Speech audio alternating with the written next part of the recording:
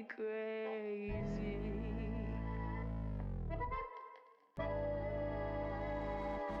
You do you, and I'll be free. Who decides what's normal in a personality? I'll be me, feel free to disagree, but God was not mistaken when it came to making me. You do you, and I'll be free. Who decides what's normal in a personality? I'll be me, feel free to disagree, but God was not mistaken when it came to making me.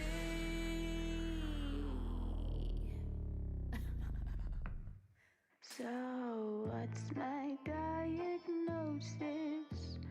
What's my box of frogs? Label my psychosis and then throw me to the dogs. Mic drop.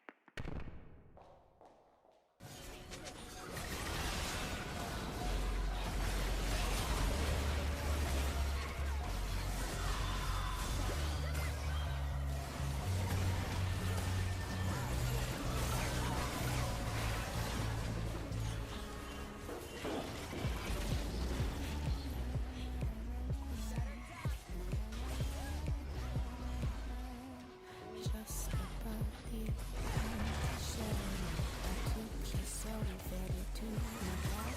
Because you're only the fun to be overwhelmed. I'm speaking for you now, I'm in control now. Just a few, try to feel the appeal. In losing your side, you'll hurt yourself. Standing on me, here's your condolence. You left your mind at home. I said you'd never dance alone. Eyes are blurry, waves are slurry. Let's not just stay in life temporarily.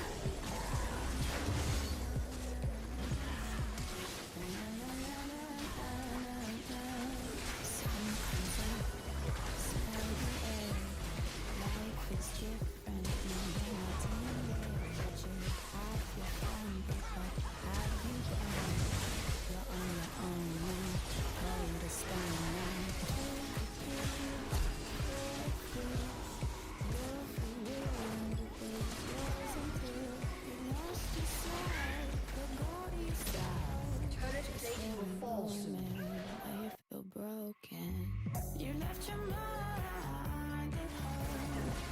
I said you never dance alone. Eyes are blurry, waves are slurry. Let's only stay alive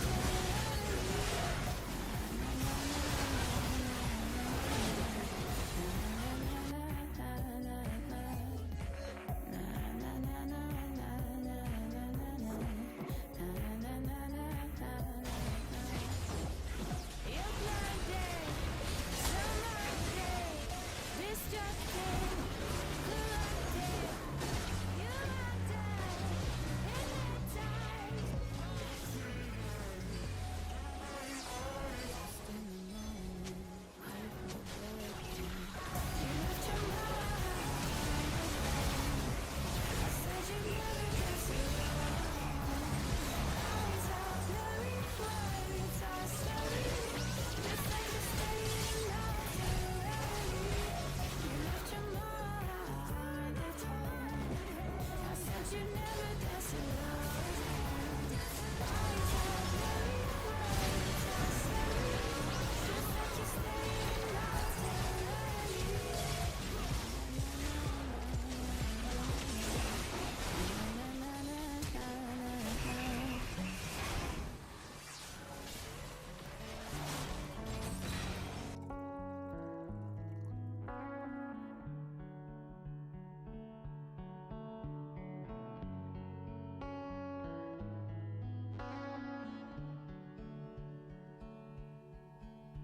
The days they go by, but my mind is filled with doubt.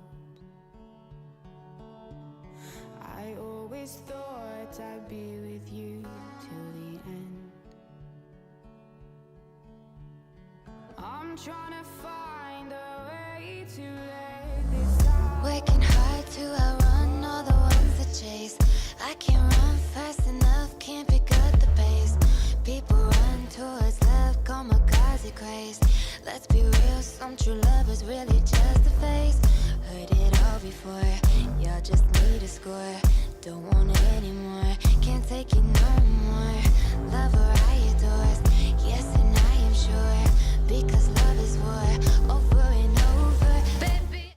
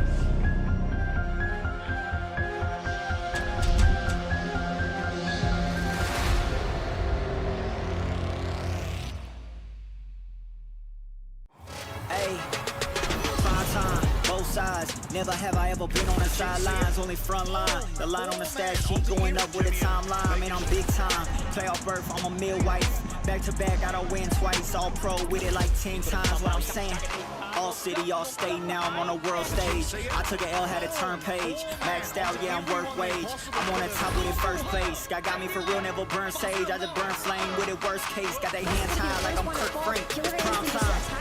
That's gonna be a double kill for 30. It's prime time.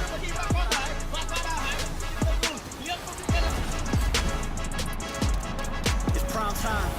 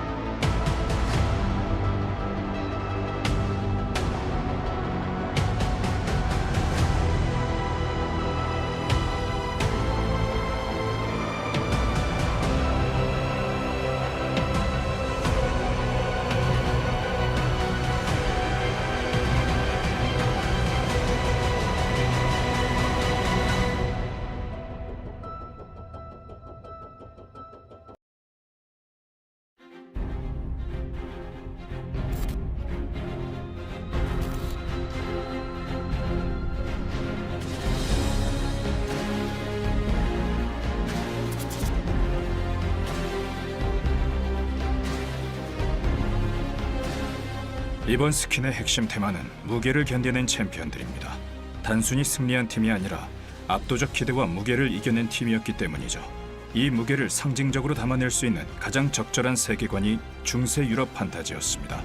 왕관, 기사, 권위, 그런 구조를 통해 Heavy is the Crown이라는 월즈 앤 썸턴과 맞물리게 되었죠. 번개의 신 제우스를 스킬 이펙트와 미니나르 분메랑에 넣었고요. 변신했을 때는 거대한 느낌을 주지만 그렇다고 또 너무 과하진 않게 잘 나온 것 같습니다. 강력한 짐승 같은 거대날의 번개의 힘이 흐르는 모습을 보여드리고 싶었습니다. 월즈에서 플레이한 제 스타일의 나르를 스킨으로 잘 표현해 주신 것 같아요. 나르한테 좀 안경을 씌워놨는데 좀 그게 재밌는 것 같습니다. 제가 월드 우승하고 트로피에 머리를 한번 찌은 그런 사건이 있었었는데 그거를 귀한 모션에 잘 녹여주신 것 같습니다. 와, 살아있네, 메가나르가. 말하지 말고 맡기자. 그래서 그럴 수도 있어요. 저의 말을 들으면 들을수록 더 이상해질 수도 있어요. 이 토템 목걸이에도 있는 호랑이를 디자인에 넣어달라고 요청했었습니다. 단순한 장식 요소를 넘어서 제 상징으로서 호랑이를 담을 수 있도록 무기 자체 디자인을 멋지게 해석해 주셨어요.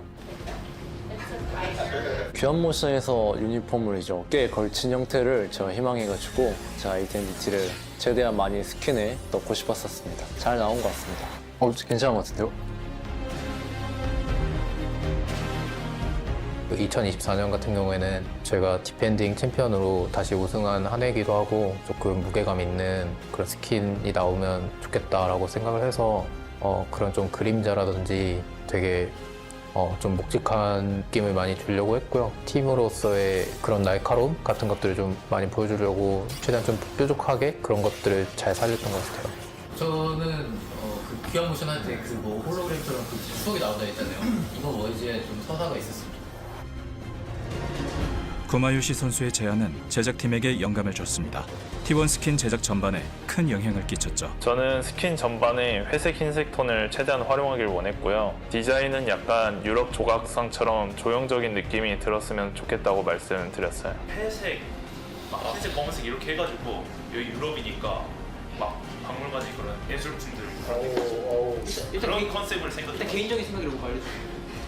모두의 생각이 아니고. 전체적으로 이번 스킨 시리즈가 무게를 견딘 자들에 대한 이야기인데 바로스는 그 무게를 겉으로 드러내지 않는 이미지나 스킨적으로만 표현했으면 좋겠어요. 뭐 숨은 의미 막 그렇게까지는 안 봐도 돼요. 빨간색 느낌이 되는 게 멋진 것 같고 스킬들도 좀 세 보여서 좋은 것 같아요.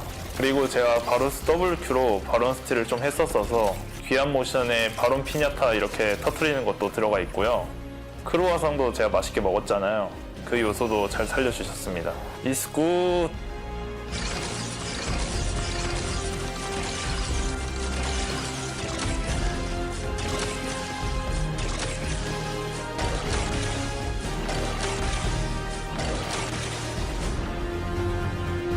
되게 간지나고 멋지고 좀 진지한 분위기를 나타내는 느낌을 많이 원했던 것 같고 단지랑 마스크를 쓰고 있었으면 좋겠어요. 멋진 마스크, 멋지고 스타일리시하게 이제 또 요즘 사람이다 보니까는 좀 스타일리시하게 부탁드렸던 것 같습니다. 어깨 장식 같은 게 좀 뾰족뾰족하고 좀 높게 올라가서 이제 포인트를 줄 수 있으면 좋겠다고 생각했고 무기 디자인도 더 날카롭고 긴 진짜 칼처럼 그런 형태를 이제 또 희망했습니다. 파이크가 살생부를 딱 펼치거든요. 그림을 자세히 보시면은 무슨 챔피언인지 이제 잘 알 수 있을 거예요. 파이크의 꽃이 또 이제 공 표시라고 생각하는데 그런 표시들이 또 T1의 상징인 붉은색으로 이제 이펙트들 나오고 그리고 좀 너무 붉으면 또 안 되다 보니까는 은색 같은 걸로 좀 같이 곁들여서 나왔는데 제가 생각했던 것보다 훨씬 궁 표시가 예쁘게 나온 것 같아가지고 너무 만족합니다. 초월급인데 이 정도면?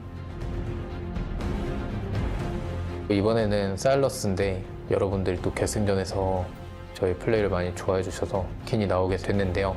이번 스킨은 사일러스 스킨 중에 처음으로 양쪽 팔의 사슬이 서로 다르다고 합니다. 그 이펙트를 딱 봤을 때 되게 작정하고 멋있게 만들어 주신 것 같습니다. 더 어둡고 더 위압적인 느낌을 많이 살렸습니다.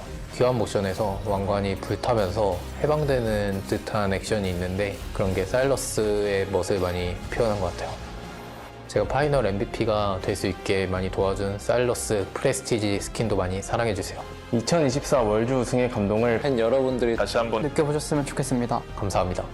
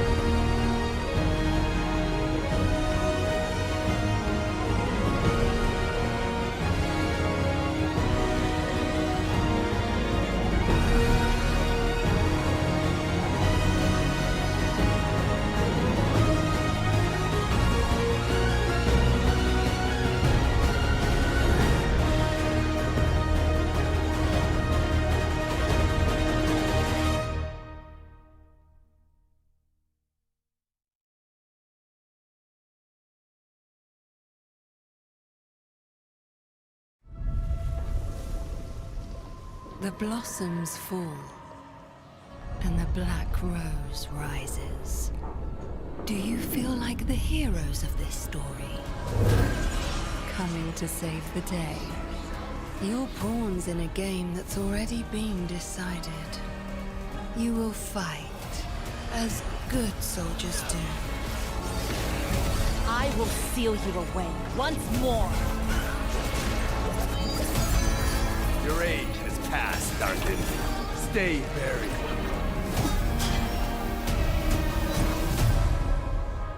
And you will fail, as mortals must.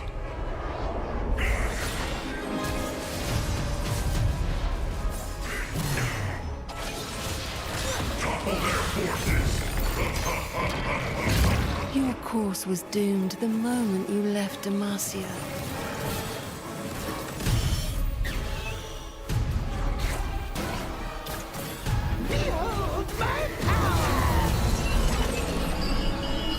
And entered my world of thorns.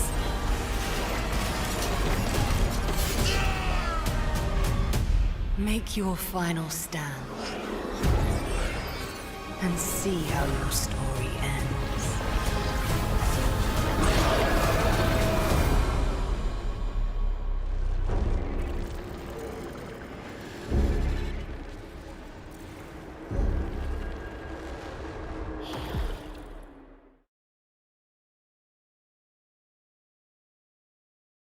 I'm trying to find a way to let this out. 'Cause now I wonder if I'm playing pretend. I look at your face and I'm weak at the knees, but when push comes to shove, I now feel uneasy with you. But it's put to the side and I try to get by, but now my mind's heavy with constantly worrying why.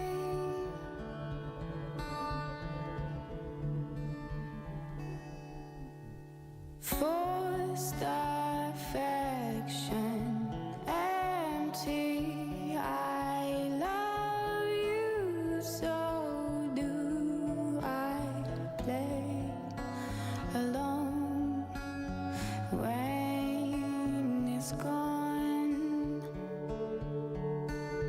Nagging questions like, is this for me, or do I play alone? The show must go on.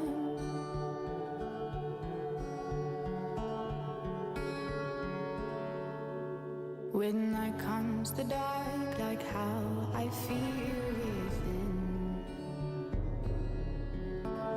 I try my best to never let you know. Mindless remarks about how both our days have been. A glass of wine helps conversation flow. Ladies and gentlemen, Oceanic fans, it is time to figure out if we still have a region. It's the Chiefs going up against DCG here on what could be a very, very sad night, and it will be for one of our two teams. DCG, one of the fan favorites over in the PCS, have been since last year with a pretty heroic run in the PCS at the time. And Chiefs, of course, the last bastion of hope for Oceania.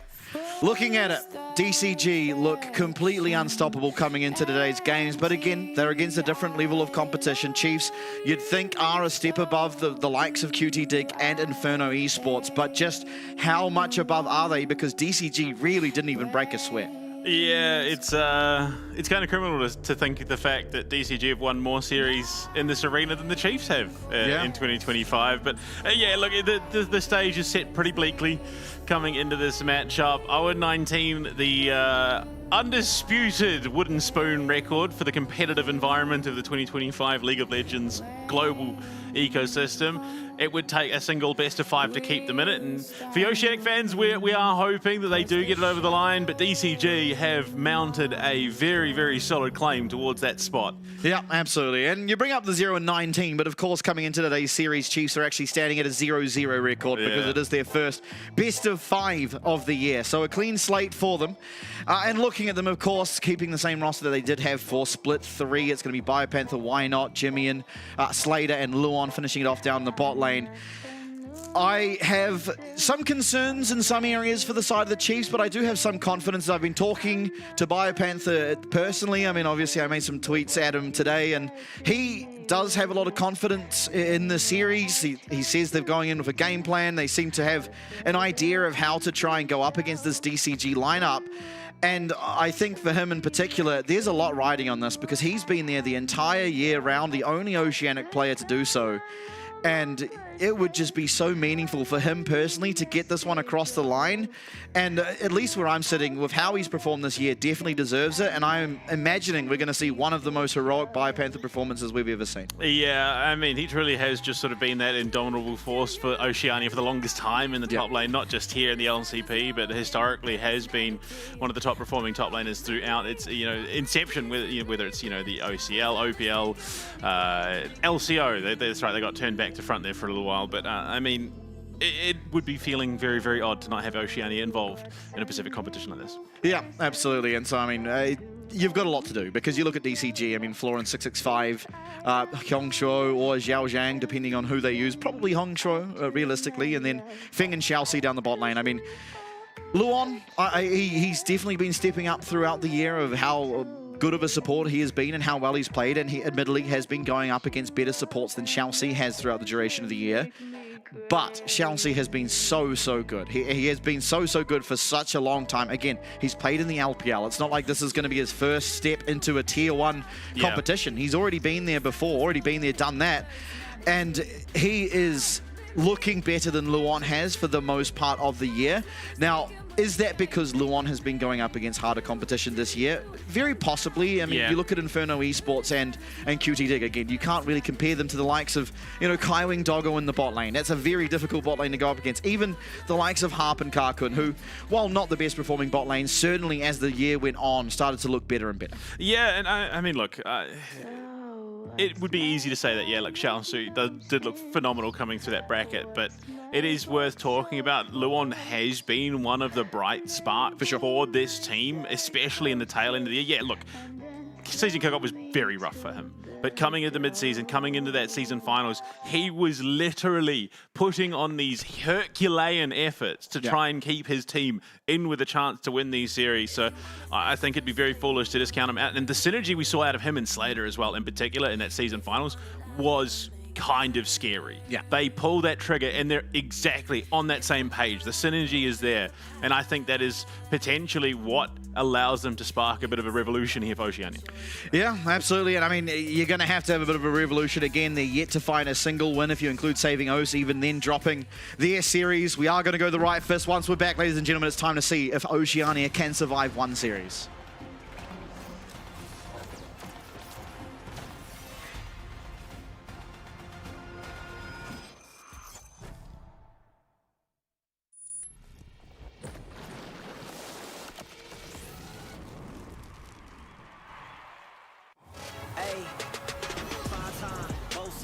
Never have I ever been on the sidelines, only front line. The line on the stat sheet going up with a timeline. Man, I'm big time. Playoff berth, I'm a meal wife.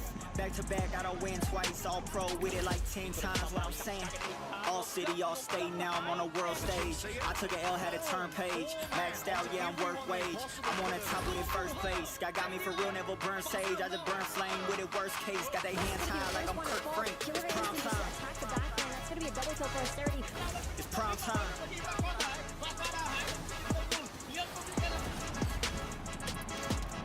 It's prime time.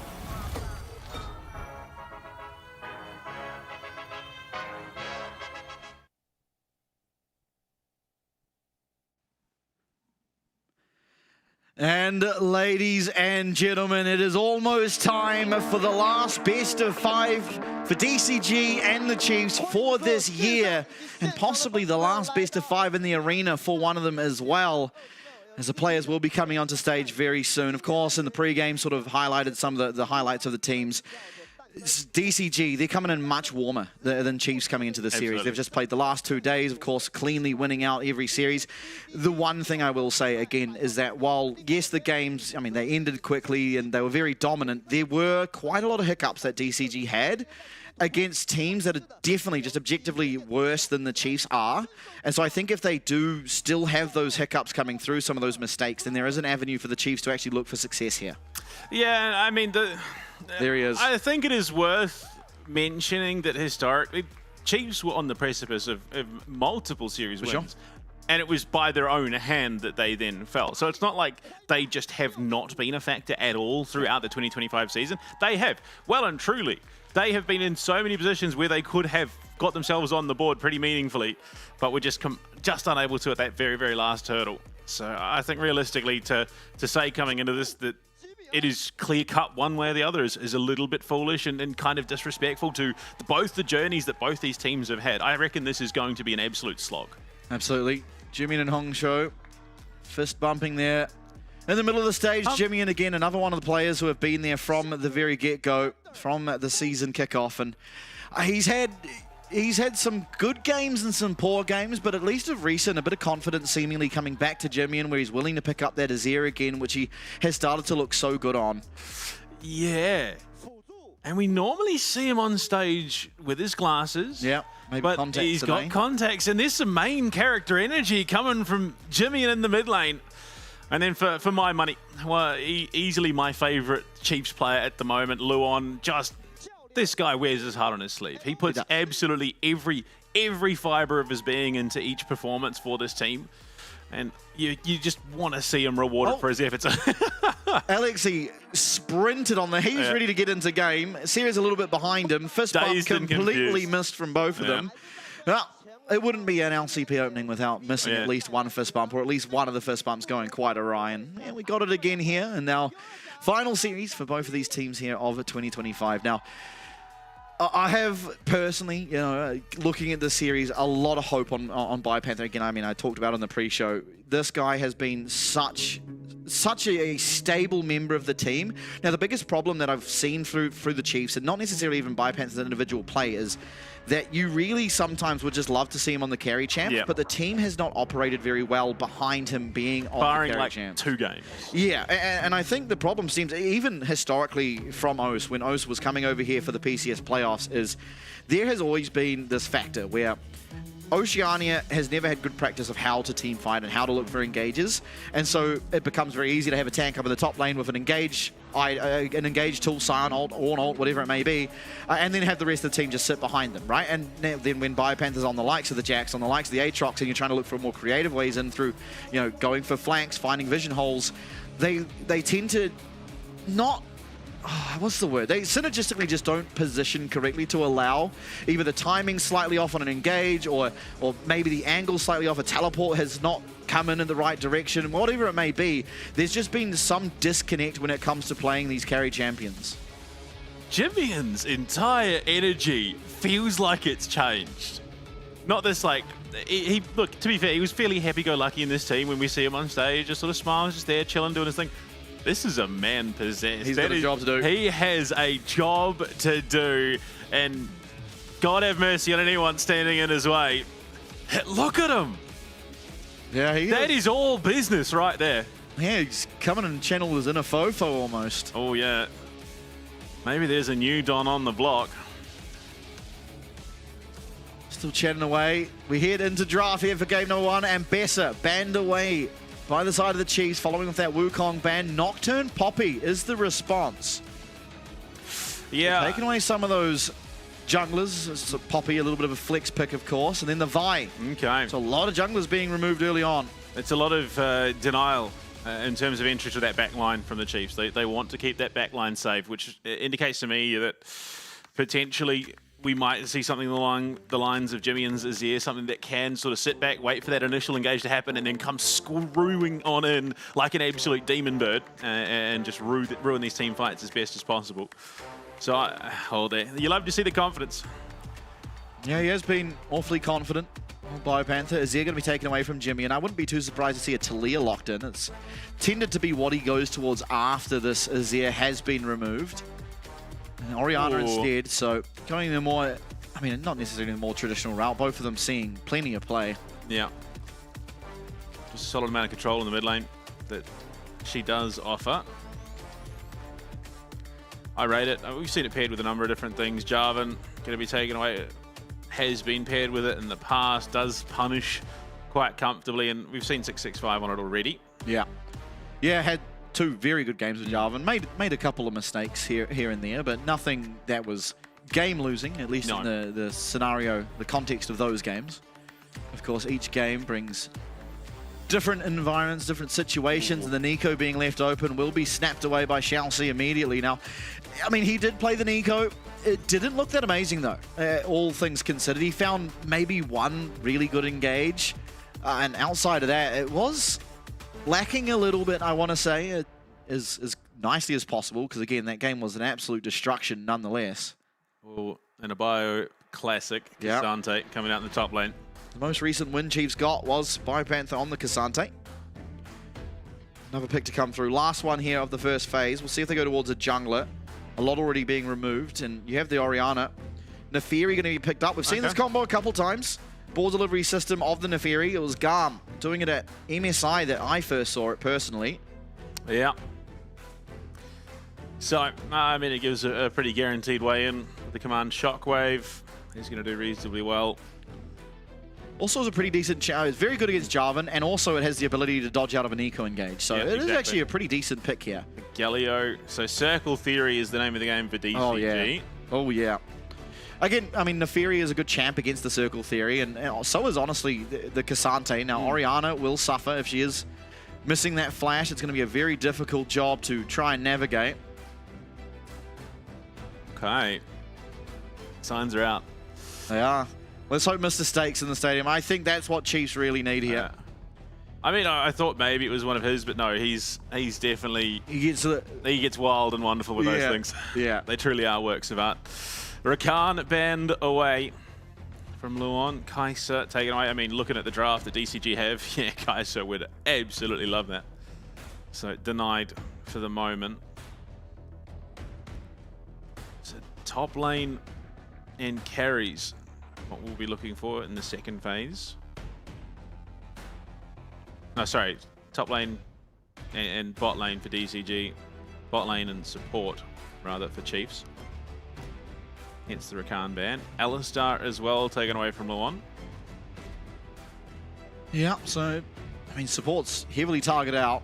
I mean, there are the likes of the Leona and the Ral if he does want to go towards an engage support. Of course, yesterday we saw the Karma come out, which in theory would work pretty well, but DCG, you know, doing that classic thing we tend to see quite often now, sending the AD carry top, completely nullified the fact you had an aggressive lane or an abusive lane. Corki and Nico would suggest to me now that if Chiefs have had the ability to practice it, it would favor the fact that they would look for that lane swap and send whatever AD carry they do now pick up into that top lane against whatever is last picked for Flora. Nara. Allowed through.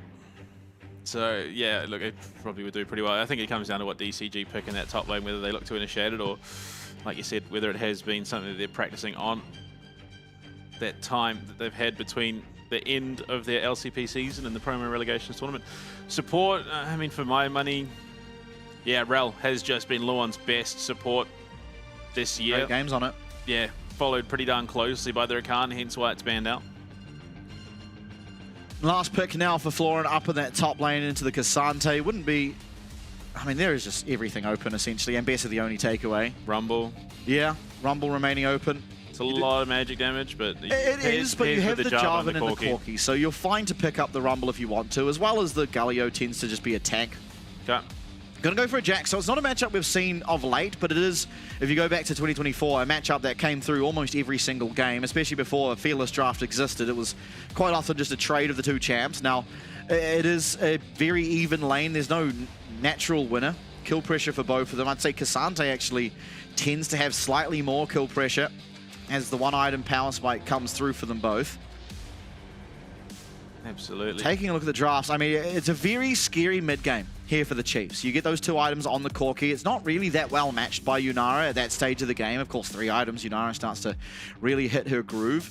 Much the same as it's a slow, tedious process to get to this Orianna's power spike where she is going to be hitting hard, being that she does just build so defensively in the fact that she goes for that Seraphs.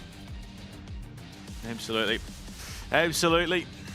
But, I mean, look, it's a strong draft for the Chiefs. It's a strong draft for DCG. Circle theory would dictate that DCG's winning this because they've just got all the circles. For sure, but there are very good champs against the circle theory. Again, Yunara, as long as your ultimate's up, you're pretty capable of navigating both of the Nico. There he is! Oh, it's over. Sorry, DCG. What GZ can't do, I will. Biopanther something in Mandarin that I can't read. Sorry, DCG. It's a shame you wasted the trip. Mr. Stakes in the house. Well, for them, they didn't waste the trip. It was probably just 5 minutes down the road.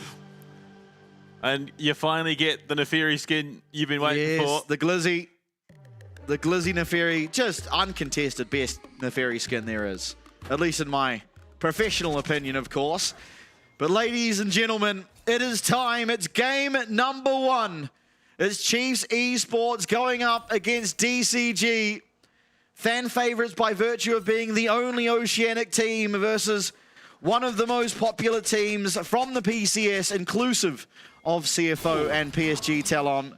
Some early aggression looking for the wards, but are not going to be able to find it. But meanwhile, on the other side of things, it will be DCG able to get themselves down their deep ward. Slater as well having to be careful. Will take a slight amount of damage, but has the time to recall if he wanted to do so. Doesn't look like he will.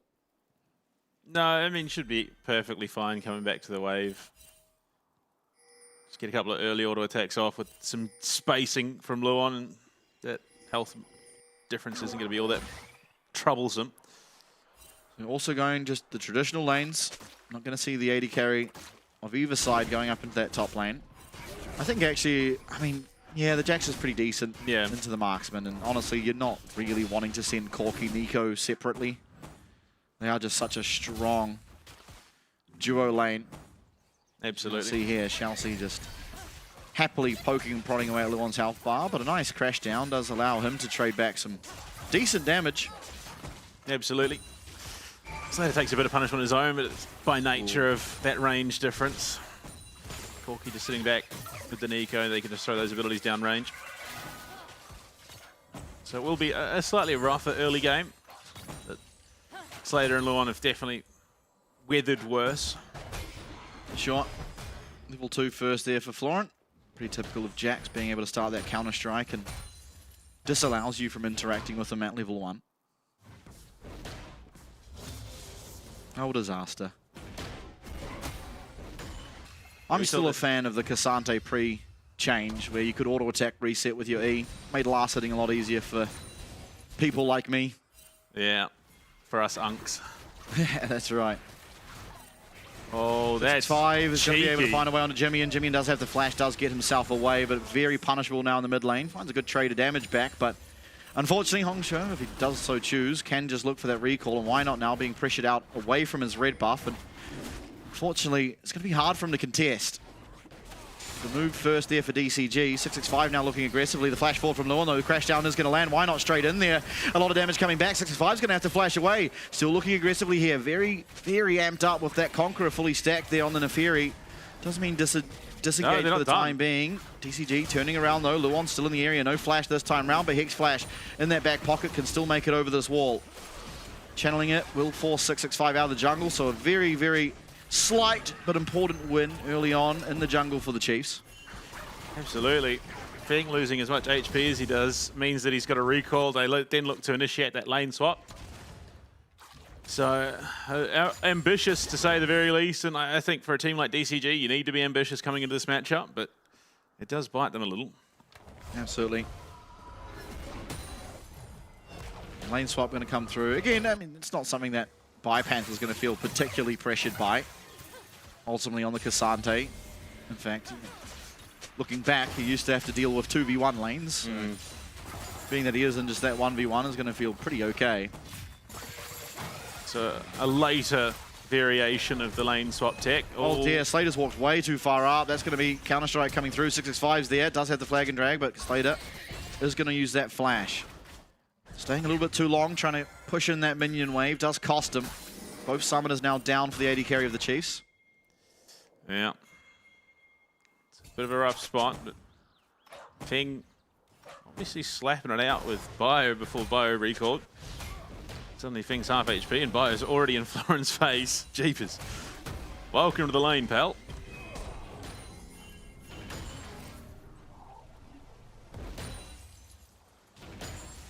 Yeah. Yep. I think more than likely going to see a little less action than we're used to from the last couple of days of play. Yeah. The LCP play much more measured than we have seen through this promo Relos tournament. A lot less fighting, unless it was early Vikings or Team Secret Wales, or actually just those two really. Garm was far more measured at the VCS teams.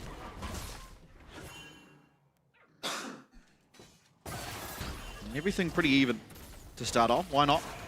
Going to try and pick himself up a very early dragon, and with 665 on the other side of the map, though it's slow, is looking like he'll be able to pick it up. We'll see if it costs him in terms of that tempo, but no top camp spawning. I think is a pretty good find. Slater, again, no summoners. Takes a massive chunk of damage. Oh dear. Oh no. Caught by that root, is going to go down. First blood being picked up for the support there of DCG. Dragon will be picked up by Why Not, so it's not all for nothing, but unfortunately would have loved to have been able to somehow survive. For sure. Being punished from using both of those sums in the bot lane, unfortunately. Saving grace being that it was Chelsea to pick out that kill, but it does accelerate the proto belt, which makes things a little bit problematic. Yeah, Luan just only getting to lane after the initiation. And Slater thought the front Nico was the real one, so he's kiting around trying to dodge away from the route, where in reality, most likely could have just sprinted straight back to the tower. Yeah. Unfortunate. The mind games of Nico is you don't really have a telltale of which is which. The attack of the clones.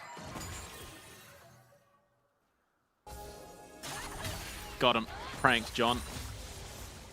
It always jars me a little bit when that happens, thinking, did Luon's Q just do that much damage? Yeah. Because why did Rel at level 4 hit for nearly 400 damage? What?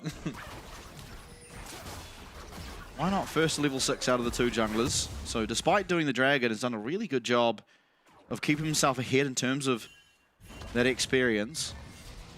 Yeah, I mean, the dragon timing, there was nothing left for 665 to find on the Rift, so all he did was hang around top lane looking to interact with that gank, but wasn't needed in the end and then recalled, so why not? Thankfully, not losing out on any significant timing there. Yeah, so just a good find of the dragon. And again, I think the easier or the better of the two win conditions as it comes to these objectives. Oh dear. See the power of the that could Nico. have certainly been a kill. Possibly, this wave is in a really bad spot. Yeah. And no real way to fix it either with Slater having no summoners. They don't know as well that Nico is recalled, so Feng is just positioning aggressively 2v1. It's going to force away that recall. Teleport coming in for Xiaoxi now. Again, spellbook here on the Nico. Yeah. Luan just teleports back up to try and catch that wave as best he can. But the Nico, Corky, transitioning down to try and assist with the scrub take. But you've got command shockwave and that ult from Why Not, so you've got the ball delivery system that you want. 665 able to get himself that first Void Grub. Flag and drags himself out of the pit. Not seemingly too interested in contesting the rest. Shall see looking to do so himself. Well, smites it away. Can just turn around and look for the last one. Doesn't realize that 665 has actually gone all the way back to base, but will eventually. That's now 2 points towards the Monster Slayer. Yeah, just drags out of the pit a little bit extra. Give him that clearance should a reattempt come through. Okay, well, Xiaoxi got the second grub. Okay. Classic. That's a disaster. So they don't get the 2 points. It's in fact 1 point for DCG now for the Monster Slayer. How did that even happen? Nico throws a Q, and the last grab dies because there's no smite, because it's cycling back up for why not, I'd imagine. Now, I mean, the biggest loss, at least in my opinion, is not really even the grub, it's the point towards those feats of strength. But with the early dragon, it does just mean it's even. Of course, 1 ahead in terms of the kill score for the feat of warfare. Yep. Okay. Oh. Oh. No. If it just attacked it. Oh, well. Just got to move on past it, unfortunately. It's one of those things. Again, it's definitely not game-breaking. Can't let it get to your head. No.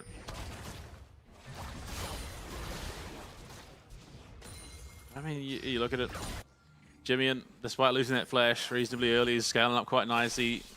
Has that catalyst, has the tier. Yeah, didn't get punished for it at all. No. But the big discrepancy coming through in that bot lane, of course, where 30 CS lead for Feng on the Corki is going to be very, very ahead of Slater for the foreseeable future. Yeah, absolutely. Absolutely, and this Corki poke is going to become a bit egregious. Unfortunately, it's also meant that Slater has no hope of going for that Yuntal, which you kind of like to go. Yeah. We'll just have to go for that Kraken Slayer here. Cheaper components. Iceborne Gauntlet first, and he's found Feng. Okay. Classic Cassante shenanigans with that Iceborne Gauntlet. The bastion of hope up in the top lane. I can't wait to see the replay. Feng uses the cleanse. There's not a lot to cleanse in Cassante's kit, so I guess cleansing is slow. Doesn't use the flash. Biopanther also not using his. What's the line from Avengers? Thanos says, "Fine, I'll do it myself," and well, Bio does. Yeah. All right, we should just use the quote from Cassante and watch him squirm like baby armadillo. Just teleports the tower and kills him, I guess. Oh, just slow on slow. Oh, cancels the Valkyrie as well. Oh. I mean, clean as can be. Yeah. Who needs an 80 carry? We've got Cassante. That's a big fail out of Feng. Bigger outplay. Oh, and it wasn't even really. Feng just allowed it to happen. It almost fell. Yeah. But I mean, a good find from Biopanther nonetheless, and giving some much needed gold advantage in one of the lanes. Evens up the gold overall, essentially. Of course, Cassante not the greatest user of a gold lead. Yep. Shojin's finished up now for why not. He's going to be hitting a little bit harder when it comes fight time, as the Rod of Ages is now stacking up for Jimmy. So essentially starting to become a real champion, not just those health and mana components. Yeah, bit by bit getting there, and Slater also got some alone time with the Galio, which is going to feel pretty good for him. Now, looking towards a fight around this Hextech Dragon. Very hard to fight with this Dragon if it is aggroed on you, being that it is just going to keep slowing you up and do a pretty outrageous amount of damage. You're seeing it here. Florin has the TP differential. So, oh no. Biopanther has the all-out. He's just going to waddle his way back to the tower, though. Why not? Starting up on this Dragon. Unfortunately, Florin just recalls and then... Yeah, but 665, he's having to flash away. The Flagon Dragon is going to be able to get himself out. A great Cataclysm from his Jimmy trying to run away. But Feng's right hot on his tail. Valkyrie forward. The shield's there for Jimmy, but he's going to go down. Why not try as he might? Cannot find anything. It's a disaster as DCG collapse on in. Play the fight to perfection and pick up 3. Yeah, I mean, it looks so good, but this is why they drafted the Galio and that Nico as well. So they've just got so many disruption tools when it comes to team fight time, and Bio, having teleported up, gets that kill onto Feng, but it means that Florin has the TP advantage and then can come in and help clean up down in that fight around the Dragon Pit. And you can understand the idea, but 665 is not the big damage dealer that is the threat in these fights. It's Feng, he is the big problem.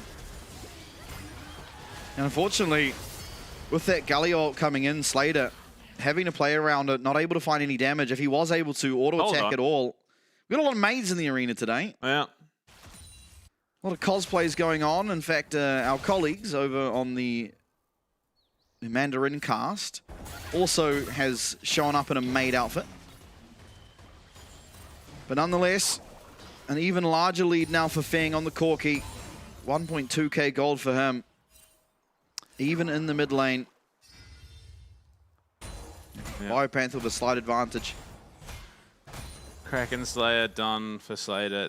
That cull's almost finished up as well, so we'll chip away at that lead just a little bit, but not by a massive margin. With that Triforce already done for Feng, he's had that first spike at Proto Belt now done as well, and for Xiaoxi, so that Pop Blossom engage tool is going to be very valuable when it comes team fight time. Yeah, absolutely.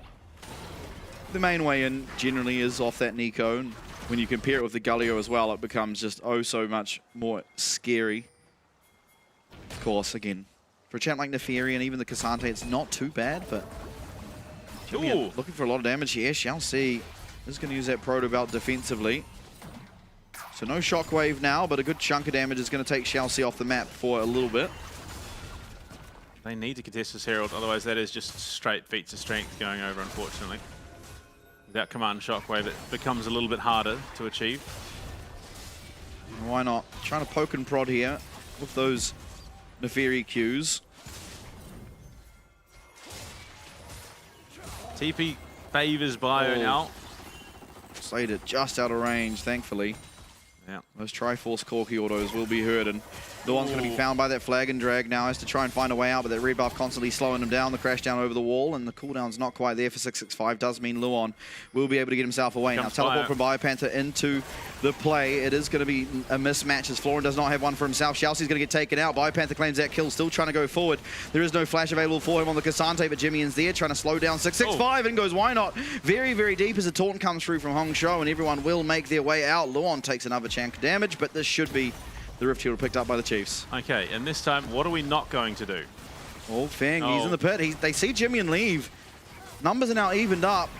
Biopanther now trying to come down that river to join the rest of his team. Luon flashing forward. Oh, he's so low.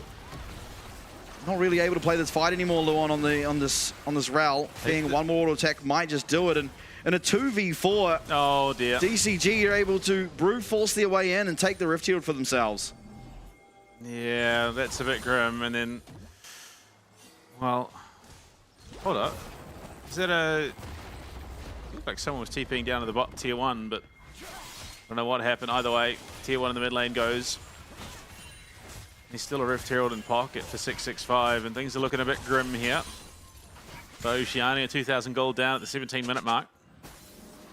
Certainly are.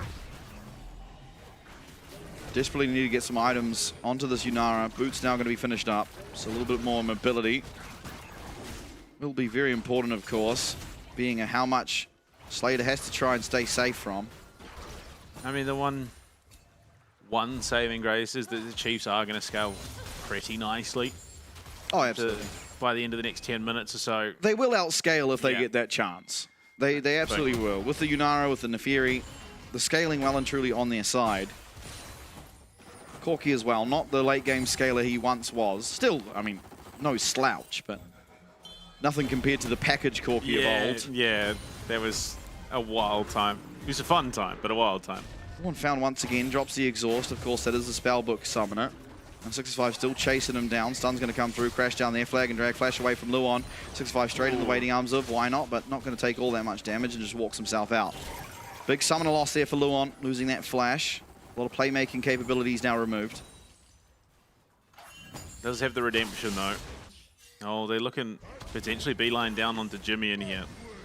Yeah, I think more likely just setting up the vision, getting ready for this dragon, which I don't think the Chiefs are going to really be able to contest. They're looking. They were definitely looking, but Jimmy and sniffs it out. They're going to drop that Herald to boot. Take down this tier 1 on the bot side. Answered by a tier 1 take on the top by Bio. Problem being is they can look to crash it here into the tier 2.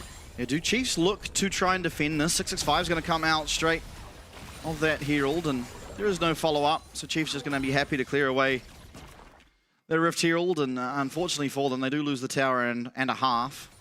Biopanther now coming back to join his team, potentially looking for this dragon fight. Florin with the teleporter is going to be able to join too if he so chooses.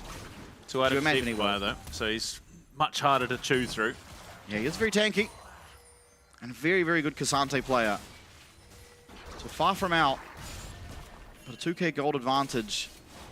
Majoritively, of course, on this Corki. It looks like they're just going to give it. Yeah, I think a wise decision. It's still only, it's only the second for DCG, third of the game. And unfortunately, the Ocean Soul is kind of problematic in that there's much more that you have to control in terms of vision or those extra brushes. Yeah, for sure.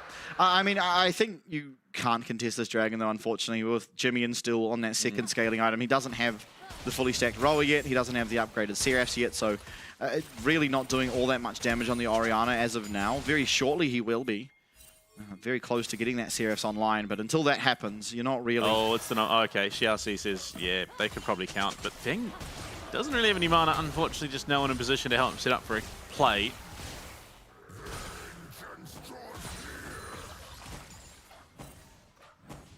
Panther pushing out the waves and then rejoining his team to make sure no funny business goes on, and if it does, he's going to be in the area. Arakan alive.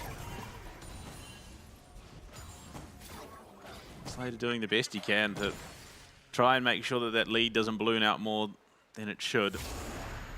Closing in rapidly on that Renans. Oh, there you go. Feng, second item done. Bar the stacking. Yeah, but essentially they're right. Yeah, so he's hitting reasonably hard now. It's not that he wasn't lacking for damage before. For sure. Slater trying to get towards that Runans. It's close. Shouldn't be too far away from it. I mean, next recall he does channel should probably be that item. Although I think he is just fresh off of a base. It's Jimmy, and this should be the Seraphs picked up finally. And we'll be about to tick over. Yeah, there you go, 10th stack. Yeah, so Power Spike now for the Orianna is, I mean, not as strong as she can be, but is at least even, if not stronger than the Galio will be for the time being, although Galio can provide a lot with very little. TCG are going to be found out there. So much vision control for them. Absolutely, and on top of the Nico to boot. All tier 1's gone. Runan's finished up now for Slater. They found 665, but it's not really the target you want to go on. Yeah, definitely not. Got a little chunk of damage though. Of course, he can go back, hit one jungle camp and heal back to full, but nonetheless, also has that red buff just healing him up anyway. Oh. Wherever Chiefs go, it really needs to be behind Biopanther. Now 65 walks out of the bush. Luckily there is a ward there. Luon though quickly running out of them. Only 2 remain. A lot of pings coming down. Xiaoxi. Xiaoxi's found himself a flank. Oh. That's an interesting one. Oh no, Slater. Xiaoxi now going to reveal where he is. Does get a stun down from Luon. A lot of damage coming through.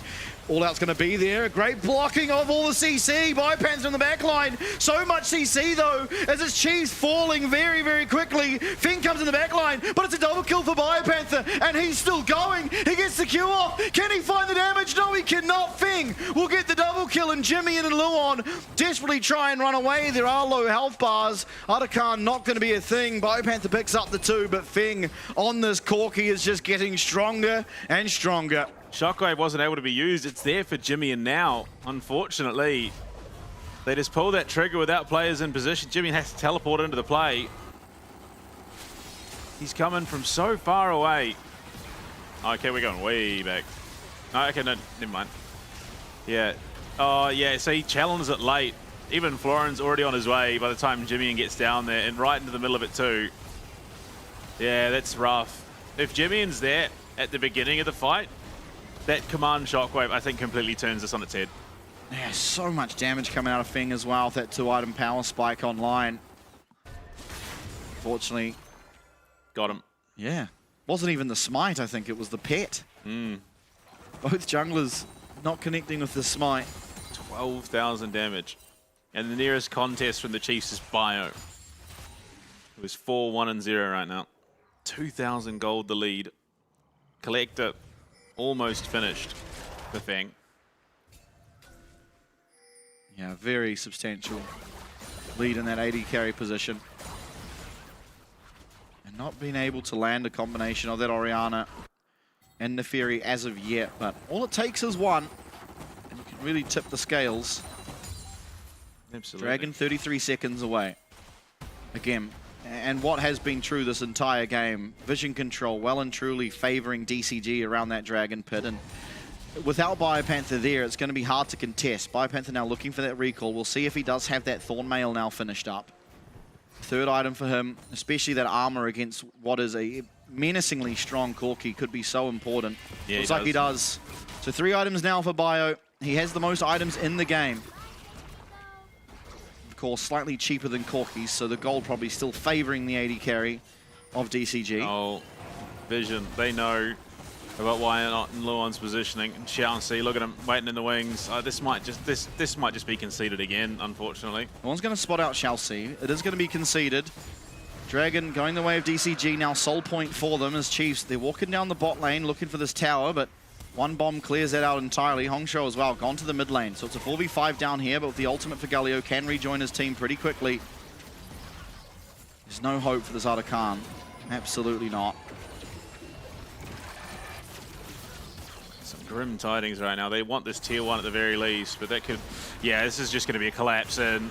Yeah, Slater walks up very aggressively, does have the redemption to top him up on HP, but Xiaoxi finds the engage. It's absolutely massive, 1 for 1. Feng will pick up 2 for himself, but there comes the all-out. Biopanther, can he get it? No, Feng is just too damn strong. Triple kill for the AD carry of DCG, as Jimmy will get the flash to safety, but ultimately a 2 for 4 in favor of the PCS representatives. Oh, some clean play out of DCG, who are reading Chiefs absolutely across the rift right now, knowing exactly what they need to do to dismantle this oceanic hope. And unfortunately, it could be heartbreak because they are just dominating right now. Xiaoxi, look at him. Just straight in, onto 3. No flash available for Slater. Gets the root onto him as well. So even if he'd wanted to, he wasn't going anywhere. Command Shockwave doesn't really do all that much damage, unfortunately. And Feng does get low this time round. Jimmy with a great flash to actually survive in the midst of that, but unfortunately, it is just Feng who is continuously profiting, now 3k gold ahead of Slater. Desperately trying to get towards his 3rd item while well on the way to a 4th for Feng. Yeah. That's a lot of damage. That's a lot of damage. 17.6 thousand. Again, Bio still the closest at nearly 15. Rabidon's next on the cards for Jimmy, and yeah, definitely needing a bit of a stimulus when it comes to that damage check that he's trying to cash. I think here in OS we call it a bit of oomph. Some more wheat bix in your bowl. Dragon Soul, a potential win con now for DCG. In just 2.5 minutes, Arakan up down the bottom side, and they are posturing around it. Jimmy being given as much gold as possible to try and get to that death cap ahead of what could be an Arakan start. They do have time for now though, DCG not yet on it. However, Chiefs, too much control against them in their jungle, disallowing Luon any passage to find wards around that objective.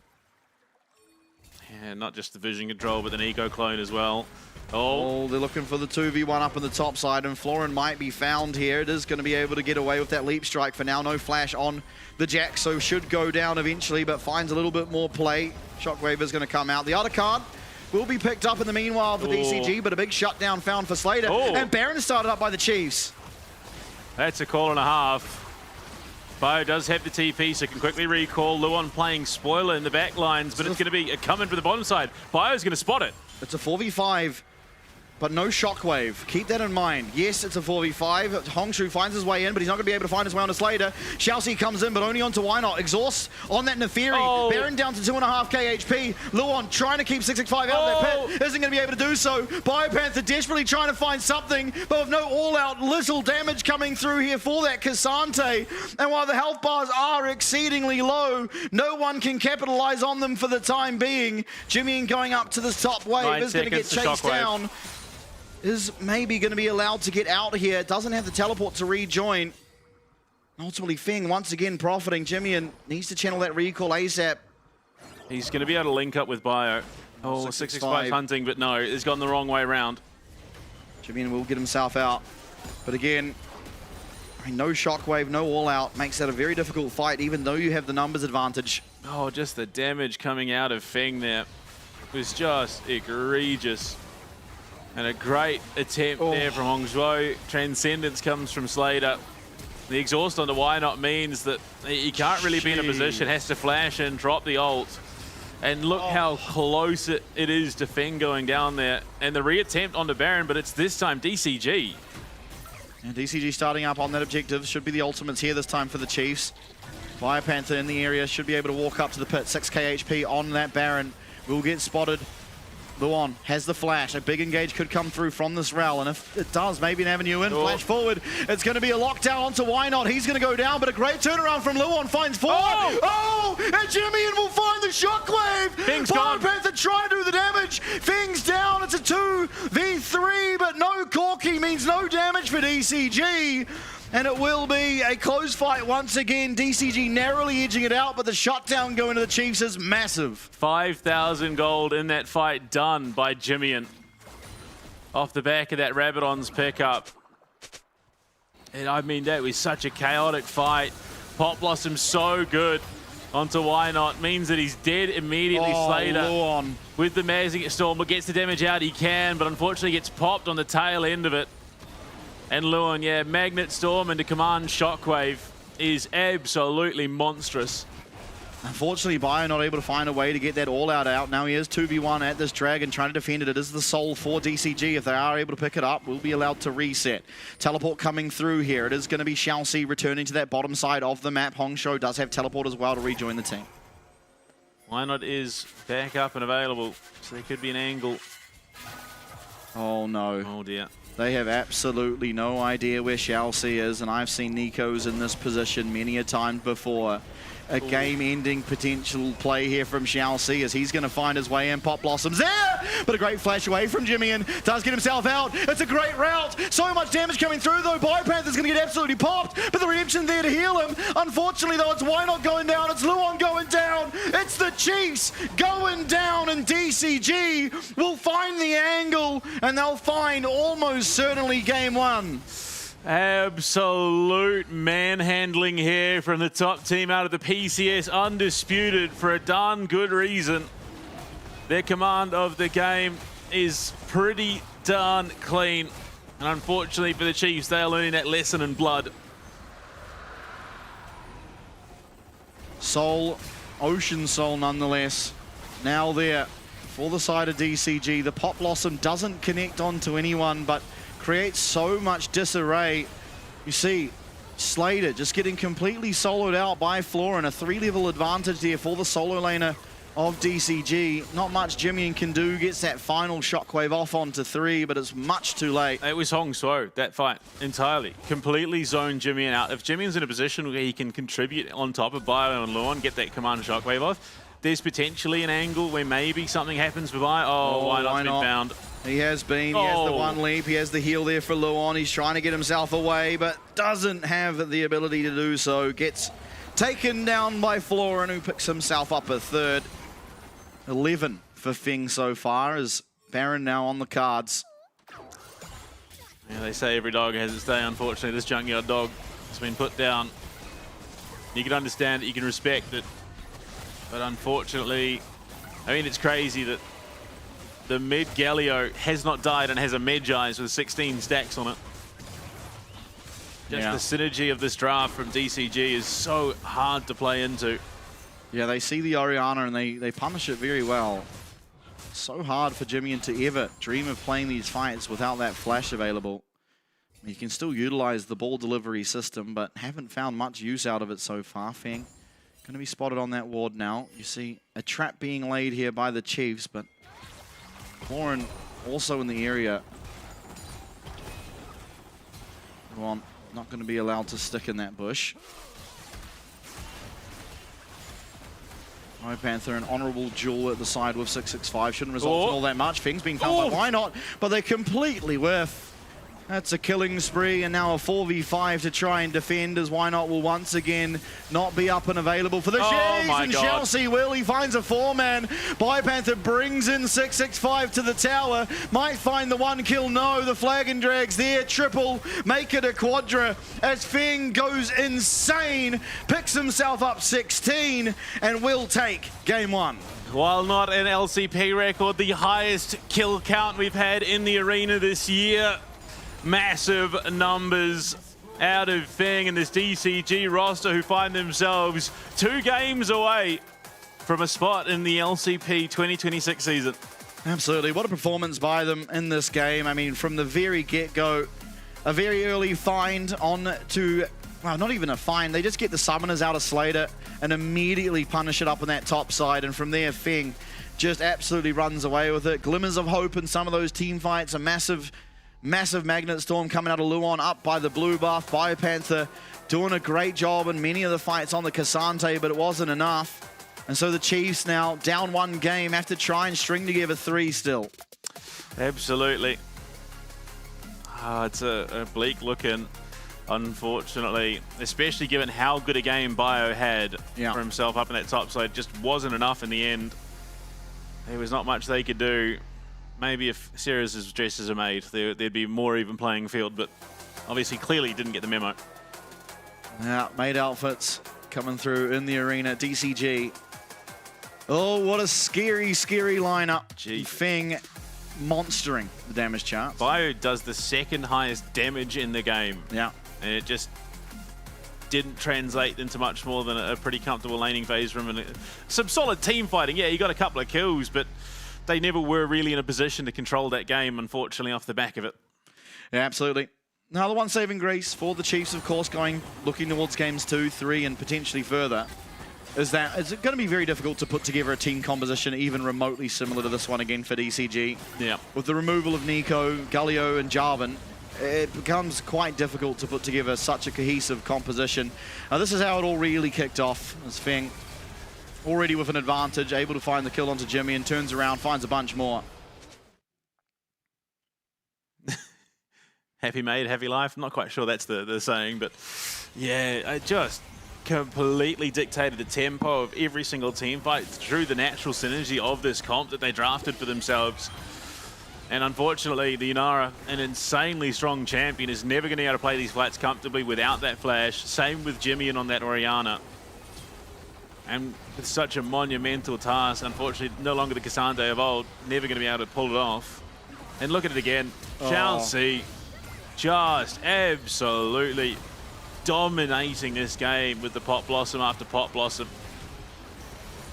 Yeah, unfortunately as well, made even worse by the fact the Galio ult comes down immediately after it. Means the amount of time that the Chiefs ultimately had to actually move was very low. And this was, I mean, I kind of liked the call. Fortunately, didn't quite pay off. Feng, if Why Not's able to get this kill, but only just not able to do so. Even Biopanther not having the ultimate, Jimmy and much the same, means that combat power is substantially removed. And here, I mean, Biopanther wasn't actually able to get his ult off here. So he has the ultimate, but never finds a way to get off. So he could have probably just used it on Florin there. No, Slater shouldn't have been caught. No, okay. He transcends, gets stunned before he gets the hop off, unfortunately. Yeah, I think Florin's killing him either way. I think maybe if Biopanther gets his ult off onto Florin, there's a world in which they are able to find any more kills. But I think realistically at that stage of the game, it was very much going this direction, and it wasn't likely to change all that much. Yeah, but it's just these little things that sort of stack up and make things even worse now. Fortunately looking for that combo, but not able to land look at him go. Pops the ghost in from the wings. Boom. 4-man. I think just he missed one big Pot Blossom, and even then he just disrupted the fight so heavily anyway that it did its job. Feng with 16 kills on the Corki to slam down at game number 1 in favor of DCG. Of course, we've got more games to play, but before we get there, we are going to head to a break. Once we're back, we'll see if Chiefs can keep the hopes of Oceania alive, or will PCS get their 3rd ticket in the LCP. Waking high to our chase. I can't run fast enough, can't pick up the pace. People run towards love, kamikaze craze. Let's be real, some true love is really just a phase. Heard it all before, y'all just need a score. Don't want it anymore, can't take it no more. Love or I adore, yes and I am sure. Because love is war, over and over, baby.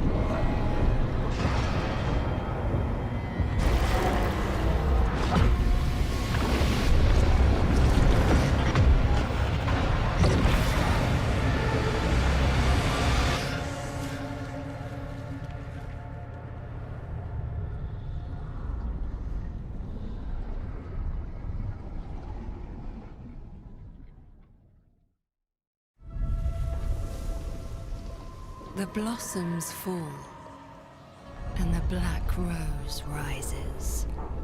Do you feel like the heroes of this story? Coming to save the day? You're pawns in a game that's already been decided. You will fight, as good soldiers do. I will seal you away once more. Your age has passed, Dark Enemy. Stay buried.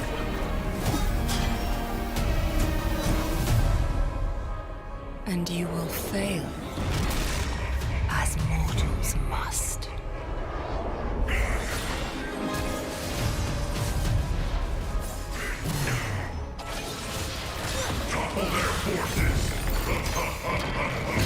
Your course was doomed the moment you left Demacia.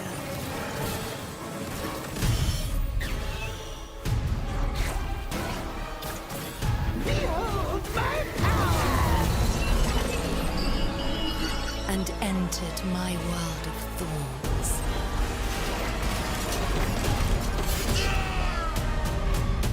Make your final stand.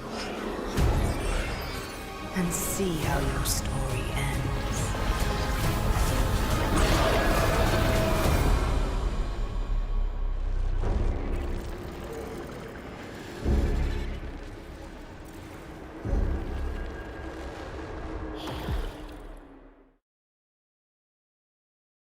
It is time once again, heading into Champion Select very, very shortly.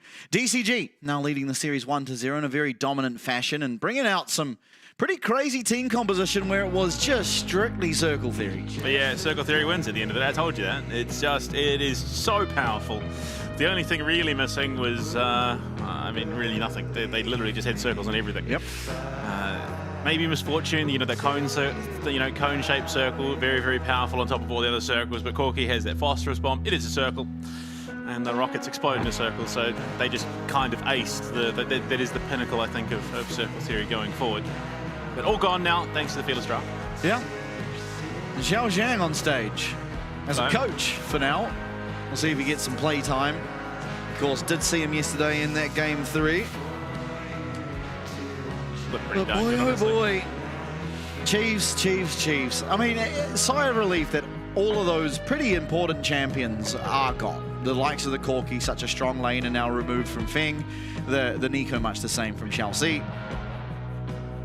Jarvan as well. I mean, it's been a pinnacle of 665, and as early in the draft as he can get it, has just been picking it up. Absolutely. Chiefs will take blue side. No surprises there. It's where you go from here. I mean, if we look at the most played champions for each of them this year, we only lose the Realm for Luon out of that draft. You've still got the Sion, the Xin Zhao, the Ari, the Kai'Sa. But realistically, is that the angle you're going to be going for? I'm not sure. I would like to see the Kai'Sa. Yeah, the Kai'Sa for sure. Not the Xayah, because every time I see Slater pick Xayah, it ends up into 3 poke champs, and it just doesn't really have any business being against 3 poke champs. But the Kai'Sa has looked really good. If you pair it alongside the likes of the Nautilus or some engaged champion, of course, you don't get that laning bonus of playing with the Nico now that it is removed, but still avenues in to play the Kai'Sa, the Vi's there as well if you wanted to go for something like that. Jimmy traditionally likes to pick up things like the Ari, so yeah, it's most played. So. There are definite avenues still here for the Chiefs. But, I mean, their biggest problem all year round has been that champion pool. It's been a big part of the reason as to why they haven't been able to close out 2 games in a series, and now they've got to try and get 3 with already 1 going the wrong direction. Cassante removed from Biopanther has been a big pick for him. Of course, there are still more to come, the likes of the Sign that you brought up. Only his 3rd most played, tied with the Rumble. Now, locked in 3rd, but yeah, Ornn Sign is most played. He really sort of has just done the full gambit in the top lane realistically this year. Even the Rek'Sai coming out, we won't talk about it. Yes, let's hope to not see that. Yeah, that was a grim day. But I mean, you got the likes of the Ivan in the jungle, the Kiana coming out again potentially, the Yone Maokai angle through mid lane and jungle. Yeah. So it's not like there is just a lack of champions to pick, and it won't be an issue going into games 3 or 4 either. I think, honestly, the biggest... Depends if DCG takes some of them away. I think the big issue for Chiefs especially is going to be that stamina. Again, this is the first best of 5 they've played all year, and it's been a while since they played on this stage. Yeah, absolutely. Heading into the second draft, Yone. Going to be an adaptation. Stop listening to me. Get out of my head, DCG. Xiao Zhang. 18, wasn't it? 17. 17. 17 still. Truly a young gun. Yeah. Was it Vi last time? Bessa, Wukong, Vi? Yes. They're on the blue side. They can take the Vi. They're going to ban it away. Yeah. They just want safety for the back line, which unfortunately I think telegraphed a little bit too much DCG, which is why we saw that sort of all-in comp knowing full well that the game plan was to have a backline that thrives and then sits there and does the damage. Yeah, they just drafted a way to get in on the backside of it and just demolish it. Yeah, I don't even think it's that. I think Slater just fell too far behind for no reason, unfortunately. BioPanther going to be picking up the Rumble here on that blue side first pick. A very strong champion for sure. We'll see what's paired alongside it. Obviously the Jarvan, the Ral, typical pairings we do see have been removed. By Wukong even. Yeah. I mean, luckily, I'd say luckily, the traditional counter pick of the Galio's gone, obviously, but you still got the likes of the Ornn, the Scion that you can play up in that top side, do reasonably well. Feng, also quite happy to go into a lane swap situation, into that Rumble. Aurora has also been played into it. Hongshuo's Aurora yesterday was so scary. Yeah. I don't think I've seen an Aurora do as much damage as he did ever before. Kiana gonna come through here for 665 in that jungle position. Of course, why not, having played it once before as well. Chief should be aware of what this champion does. We'll see what Why Not's answer into it is. I hope it's not Trundle. Trundle looks terrible right now. We've heard of circle theory. This is choke point theory. Any choke point is going to really suck to play into for the Chiefs. Kai'Sa comes through for Slayer, which you were saying you did want to see. Yeah, so we'll see what the pairing is. I mean, Nautilus most likely should be the pairing, considering everything else that's available. I mean, you could maybe go for the Rakan, but not typically as strong of a pairing. And Leona, you lose a lot of value. I mean, Alistar's fine, but Silas, I guess, can come through if this Aurora is going top. It's one thing you do have to be worried about. Maybe Chiefs thinking Aurora will be a definite lock-in that mid lane, being that Hongshuo did play it. But there is an avenue in here for some funny business. They're talking. Brewing something. Scion. Okay, so yeah, they're just gonna let it classic. be. Oh, they picked Rumble. Let me just play a tank. Yeah, and Bio, one of Bio's best champions, arguably his best champion this year as well. It's removed. Okay, second phase of bans now. Mid laners would be an obvious choice of bans here for DCG. Talia sticks out as one that remains open, that would find a reasonable amount of value into the likes of the Kiana and the Aurora. The other one being Ahri, which is now taken away. Quite often did we see the Ahri picked into the Aurora and vice versa, just an evenish lane. Yeah. What have you got in the jungle that you're looking to bring out here? You kind of want something that synergizes with the Alistar to allow that equalizer to do as much damage as possible. I mean, you probably just look for something like a Pantheon. Rengar's a champion that Why Not has played in the past, but I wouldn't have thought it's likely to come through. But honestly, I mean, these two teams, again, they would have scrimmed each other quite a lot throughout the year. And so maybe it's something that Why Not's actually brought out in scrims of the last split that did well into DCG, potentially. Potentially. Lucian. Yeah, Lucian taken away. Obviously, Feng playing fantastically on that champion yesterday, so get rid of it. I mean, there's still so much available. Absolutely. Absolutely. Just a matter of what the call is, of course. Will it be something fun like the Draven, or will it be something boring like the Jhin, or will it be something a little bit in between like the Sivir? Yeah, I can understand the Sivir for sure. But obviously, Alistar does have a little bit of counterplay around it. Misfortune. Misfortune, okay. Circle Theory back on. Yeah, strong lane. Be interested to see if this time round Slater goes up to that top side. Because Rumble and Scion both survived the 2v1 very well, but Kai'Sa doesn't do that well into Misfortune. So we'll see if they do go for it. Again, I'd expect if DCG were in the opposing side that they would. They'd send Feng up into match Florin. Ooh, Jimmy Zakali. Seen it a couple times already. Hasn't been the greatest of picks for him, but has a good game for it here, where only really Scion isn't a target for the time being. Yeah. And whoever the support isn't likely to be a target either, but Sin's out to round out. I would imagine potentially Leona. I would have thought would have done reasonably well to Misfortune. Leona kind of sucks here because of how mobile the carries are. You're probably looking at a Rakan if you're going for an engaged champ, which alongside this Misfortune, you likely will. Unless it's some crazy barred angle. Yeah, well, that is actually, there is definitely potential for it. Leona. Go for the Leona. I think the Leona isn't as good as the Rakan here. Again, I think it's a default, like, oh, we've got a misfortune, Leona. You kind of think it's a pretty synonymous duo that has been played in the past. I think it's not a huge amount of thought has been put into it, really. Possibly. Yeah, maybe. But I don't know. Typically, Leona, you like to pick against the mobile champs just because that Solar Flare gives you an engage that you don't have to fully commit to. Whereas with the Zenith Blade, you know, you hit an Akali who's backflipping and you are going absolutely flying. We saw a couple of those out of the Neferi just screaming across the screen because the gap had been widened. It's always a bit fun. But yeah, no, I think it's just synergizes nicely. Yeah, look, it's not the perfect pick. It's not the be-all, end-all, but it's not the worst. Nonetheless, it is what DCG have chosen here for Game 2. And the Chiefs, they've got to win 3, DCG only 2. Of course, the winner of the series, very high stakes, will qualify themselves to the 2026 LCP. They'll be part of that Tier 1 region. The Chiefs having that opportunity the entirety of this year. Oh, there you go. IG Kai'Sa still pretty hard to go past. Unfortunately, Bio, not a fan, obviously, of the Super Galaxy Rumble. Big fan of the Cafe Cuties. I'm pretty sure it's the skin he's been playing every time he played Rumble this year. And here we are. Game number 2, DCG leading the series 1-0.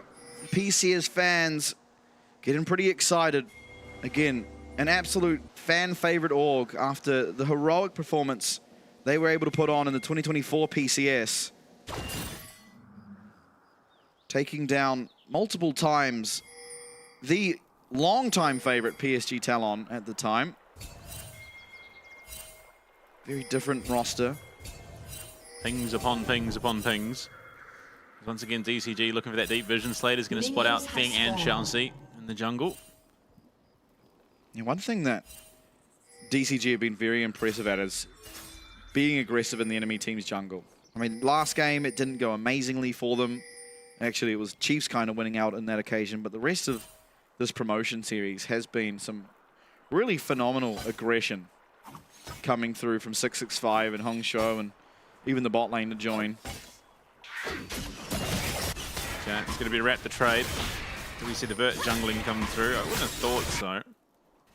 Yeah, I mean, most likely will be that just the horizontal jungles coming through. I mean, Kiana is a lot quicker than the Xin Zhao at clearing these camps, but probably just going to be happy to have that pressure down on the bot side, meaning that what is already a difficult lane is made even harder. Luon takes a massive chunk of damage. Yeah. Slater copping shots as well. With positioning here, 665, about half HP, probably not looking for much of anything. But there's always an avenue, especially with the Shaoxi Feng duo. They are so eager to make something happen, and they are potentially looking for a dive here. They are. Still many minions away from level 2 here for the Chiefs. Heal coming out early. A great knock-up and a great flash from Slater. Feng, 1 HP, flashes away, does get himself out. 665, 1 HP as well. It's very well navigated by the Chiefs. Absolutely. Nothing found for the side of DCG. They lose out on a lot of summoners. 2 flashes and a barrier. Only the heal and flash used for Slater and Luon. Why not, knowing full well that 665 is not going to be here to match, and in fact he's going to look to try and triple buff, maybe. Unfortunately, I don't think he's got the time. This is a little over-aggressive, I would have to think. Although Misfortune hitting out to the top side would make this a 3v2 if Chiefs bot lane were to collapse. They see where 665 is now. Gonna allow for this blue buff to reset, but walking back in aggressively. So definitely looking for something. Sion teleporting in, it's Florin. Making this a 3v3. Okay, it's just gonna concede it, so it will be why not successfully triple buffing 665, it seems. Yeah, another early game win in the jungle there for the Chiefs after what was a unfortunately poorly played dive, but a well-played dive defense from the Chiefs bot lane. Yeah, I mean, look, it was a really solid idea. And if not for the clean play from Chiefs, it was a masterful one that would have found them a lot of momentum. But unfortunately, the Chiefs just weather it too cleanly, and DCG have to burn a lot to survive. Top wave has been left in a pretty poor position, unfortunately, for Slater here. But why not in the top side of the map? Can look to assist if need be.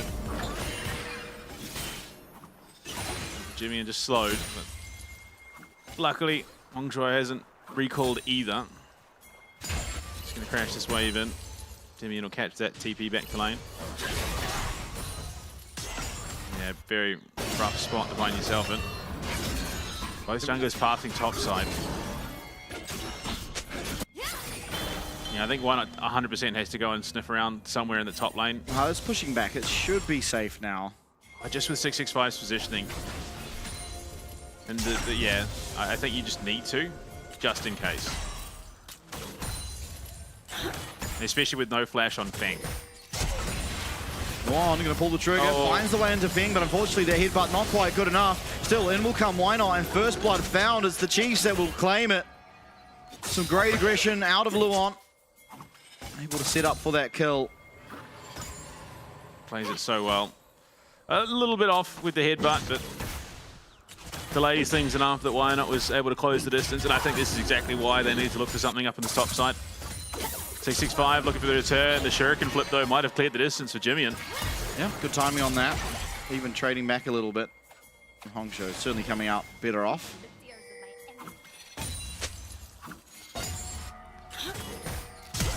Boom. Flash. Yeah, unfortunately, the headbutt does mean that Why Not loses his flash, but I mean, it's not the biggest loss in the world considering you pick up the kill. Of course, you would have loved to have kept it, but it's okay. No worries. As his name says, why not? Give it a go, give it a crack. 5-6 means that equalizes up. Jimmy going to take over as well. Oh, they're looking for Slater. Yeah, Xenoblade is going to connect onto this Kai'Sa. A lot of lockdown coming through from Luan. Slater, though, with that Ignite going, ticking away. Here comes Jimmy though. He's going to back off. Jimmy trying to find a way out. There are wards, though. It's going to be spotted out. Maybe just taking this honey fruit. Going to be able to get himself back to lane if he so chooses. Luan looking aggressively, finds an avenue onto Shao C. The knockup's there. Can Slater follow it up? One more auto attack will do it. The W, is it up? No! Oh, there it is! Slater will land the Void Seeker and secure himself the second kill of the game for the Chiefs. We'll leave Jimmy up here to clear out this wave. Ting pulled out that Kai'Sa yesterday. It was truly dominant. Hitting Razigers just like that.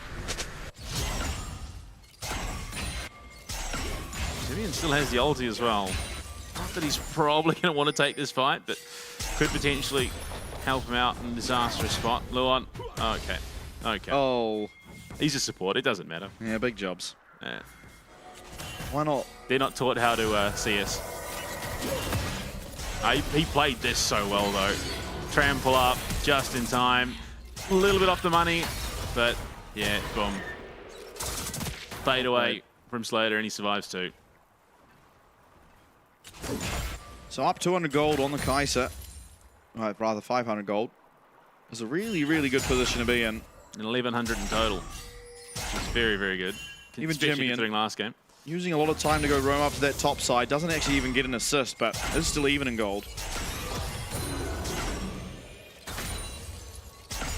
Absolutely. Fortunately, I mean, Chiefs bot lane continuously find themselves with some really rough positionings in the lane. Things going down. 665 through on this top side. No vision in that brush. The TP to come through. Yeah, this is going to be Flora, and they're looking for the Void Grubs. Black Panther doesn't have a TP of his own, so it would be a 4v5 if the Chiefs dared to go near it. I think should just concede. Maybe look towards the Dragon as a trade. Mid lane. There's no world in which you can test this, but why not also not going towards Dragon means they just lose all three for a teleport. Definitely not ideal. Unstoppable onslaught coming through. Will land onto Luan. Can Luan get out of this? It doesn't really seem like it. I think a misread of the map. Yeah. Oh, well, they didn't. I don't think they knew that Florin TP'd in. They didn't have the vision to tell them. So by the time, oh yeah, okay, so it does transition pretty bleakly. Equalizer is there, but that is 4 members strong and Solar Flare out. And Flash not going to be used by Biopanther. He's locked up. He's going to be taken out. Why not in the area? Trying to go for a steal would result in a death for him too, so he's going to think better of it. Greeting on the Flash there, Biopanther. Gets him stunned up and equalizes those kills between the two teams. Just greeting in general. Oh, why not? Finds his way now onto Shao C. Can he get the knock up though? One more auto attack needs to come through. There it is, and Slater going to be able to pull the trigger on that Killer Instinct. Should pick himself up another. To just snipe away the Fetal Warfare off the back, but unfortunately that's all they're really going to get. But yeah, just a bit of a lapse in judgment from the Chiefs. Gives over 2 pretty big objectives and a kill, well 2 kills really. But by rights DCG shouldn't even have as an option to them, at least, I mean the Grubs, yes certainly, but the Dragon and the 2 kills afterwards, no. Yeah, it was just...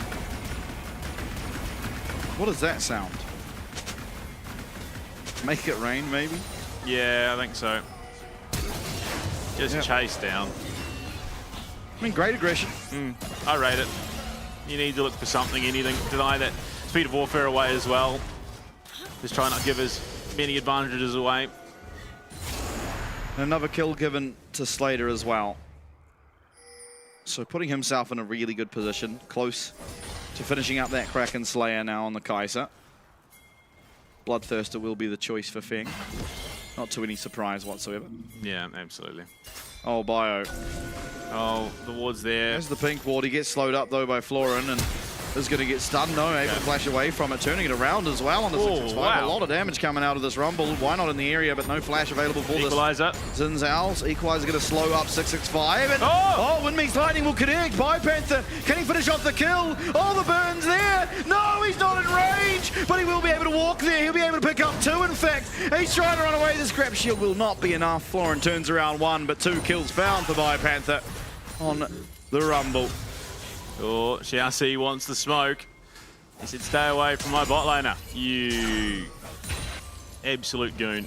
Slater would have 100% taken that if not for Xiaoxi coming through.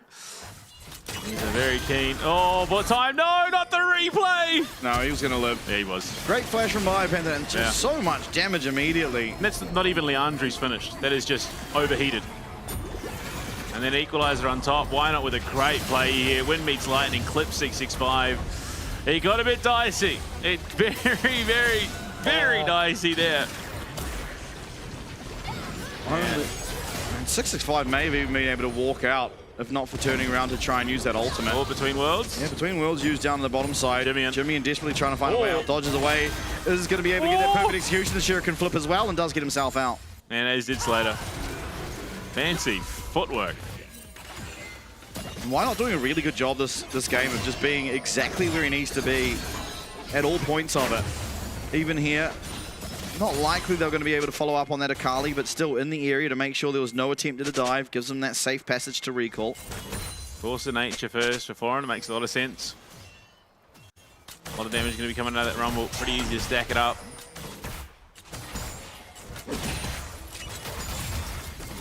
Oh, make it rain. Just egregious lows coming out of that ability.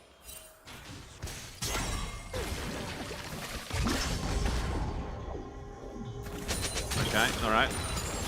The mech weight loss program's working, it seems. I don't know how that minion didn't flip by there. And again, DCG are really making some great reads around the rift. And the fact that these are getting as close as they are just... Oh, Jimmy. Yeah, fancy feet. Dodges everything, even just throws off a Q for good measure. Very risky Q. Yeah. It gets away. Doesn't lose his flash either. Leandri's done now, the buyer. So, that burn coming online for him. The Kraken Slayer done now for Slater, so they're starting to hit some of those important spikes. 38 seconds to Dragon number 2, 90 beyond that to the Herald. Well, 90 from now. Shall see. Bullet time, Solar Flare's there. Slater would be the ideal target. There is a cleanse though. Yeah, no flash, importantly. Fing able to get that one out of Slater with the bullet time. Yeah. Why not? Very strong here on the Zinzal, but is relatively evenly matched with 665. Profane Hydra on this Kiana is what we have come to expect. Rumblehead coming down, TB's coming in. Yeah, that's going to be Florin. Teleporting straight into that river. 665 landing a good stun, but why not straight in there? 665's getting absolutely one shot, but he's still alive. Killer Instinct there. Slater finds way on the back line, but he's going to take a massive chunk of damage to cleanse, but he's still stuck. No damage coming down onto him, though, as 2 kills come through for the Chiefs. The flash away from Florin, and Chelsea will limp back to his base. The Chiefs coming up huge. Get themselves 3. Yeah, I mean, you could see it. Everyone collapsing in at the perfect time to the Chiefs. They got a little bit dicey on the back line. There is that decimating smash, just full channeled onto Slater, but then in comes the rest of the team. And maybe it was just that shock, that ice cold jolt that they needed in game 1 to really wake them up, because in screams, why not? Look at it. Slater quickly, cleanly finishing it off, and they try and turn the bullet time around, but Slater just steps right out, and then in comes Jimmy, and Feng has to run for the hills, unfortunately. There are no hills here. Well played by Jimmy, and Feng with the cleanse was able to run. It had to have been a matter of pixels out of that bullet time. Otherwise, maybe the damage was actually going to be there. Yeah, you show him. Oh, because of it, Luon doesn't get the ward. Yeah. Hubris for a support. It's an odd one, but sometimes you see those moments. Bio, they were looking for him down on the bot side. You can see Shaoxi and Feng coming down, but Bio, his spidey senses tingle. Also the ward that DCG cleared out on the way there, telling that he probably should back off for the moment. But sees the recalls coming through, sees the back off, knows that he can just come catch this wave. Herald secured. And with one more point towards monster slaying, or a tower, feats of strength will be claimed by Chiefs, who are in a commanding position right now. Yeah, but towers are low on their side of the map, so it really might just come down to this dragon as to who does pick up those feats of strength. 6-5 finding some time to counter jungle. Well and truly behind enemy lines, but very nimble is Kiana. Even getting a decent amount of time alone with this tower. And wow, Leandri's this game for Hongshou. Yeah. Far from what we've come to expect. Yeah. I mean, the LCP, we definitely saw it. I don't think I ever saw it. I'm pretty sure it was always Malignants or Ludens. From memory, anyway. Yeah, this is the first time I think I've ever seen, in mid lane at least, Leandri's first Aurora. We probably saw it top into things.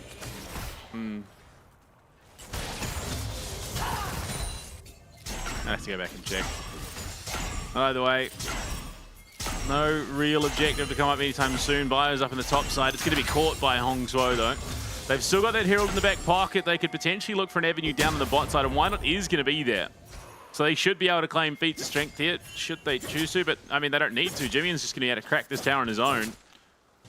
Good find. Chiefs will extend that gold lead even further. Well, set at 3k, now up to 3.5, even 4. Chiefs in a really good position for game 2. That's so. Thankfully, giving us a series potentially. Of course, still got to get this one across the line, but in a pretty good position to do so. Yeah. To the gratitude of all the hairlines of Oceanic League Legends fans, because they've been dwindling for a while. It has been a stressful biz, support knows, internationally, and Guinsu's done now as well for Slater. Jimmy, looking going Magic Pen early. Yeah, going towards what I imagine will be a Crypt Bloom.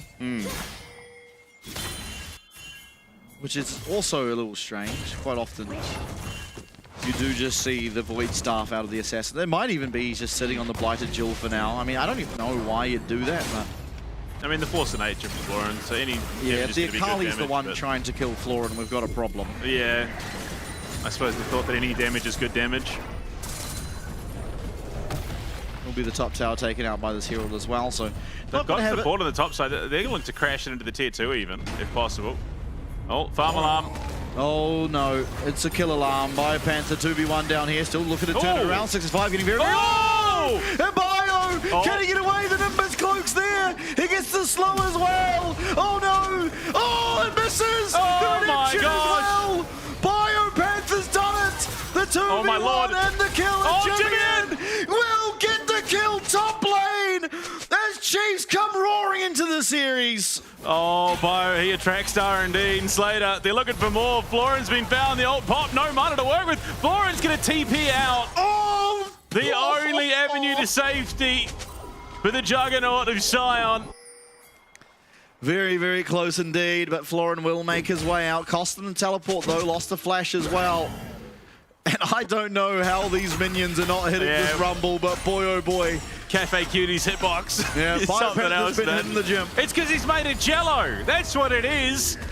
The Cafe Cutie indeed. The minion just goes through him, but look at that, half HP. This is Still so much turns damage. the kill around. 665 is broiling right now.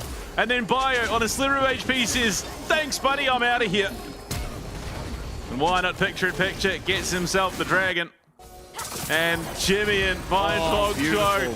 We talked about that Aurora damage yesterday. Look at this Akali damage.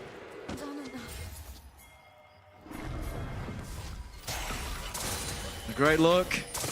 Still, I can't count the game over while Artican is still alive. Yeah. They're looking for Jimmy. Getting it slow, but has that shuriken flip, gets himself away. A lot of vision control around this objective for DCG. Slater nowhere near the play. Ult isn't too far off being up, so realistically if the fight does start up in the next 10 seconds, he does have that tool to get himself into the back line, should need be. Yes, the double stack control wards. Axiom finished up for 665. Matched. As the Titanic Hydra's finished as well. Why not on the Zinzao? There you go, it is Void Staff, plus the Blood Leaders coming through from Bio. Yeah, so was just sitting on a random amp tome.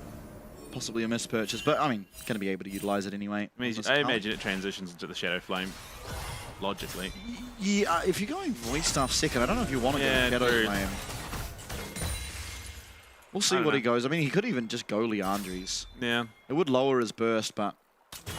It's not like it's been lacking. No. Chief's not lacking for damage. Oh, actually, maybe he does go the Seeker's angle, probably. Yeah, actually, good point.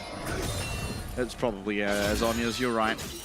Just because the last thing you want to be is an Akali stuck in the middle of everyone in this roster. Well, this game. I mean, if you're in a winning position, then for sure. Oh, okay. Artican time, baby. All right. I will observe with bated breath as the Artican has been started by the Chiefs. Redemption. Used for vision. Yeah. I mean, they're going to see no one's there.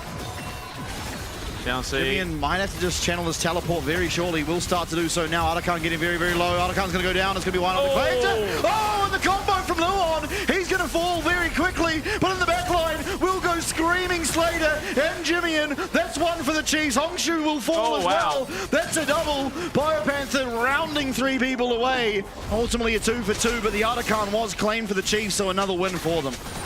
Sheep Herder Rumble going to work. Keeps 3 of the scariest members of this DCG roster at bay. And it looked a bit shaky. Luon just explodes there, but does exactly what he needs to set the team up for success. A dicey Artican, and one that we've seen oftentimes slip away from those that initiate it, but a successful one nonetheless. I mean, you look at it. In comes Florin, screaming up through that river, and it was a close thing too.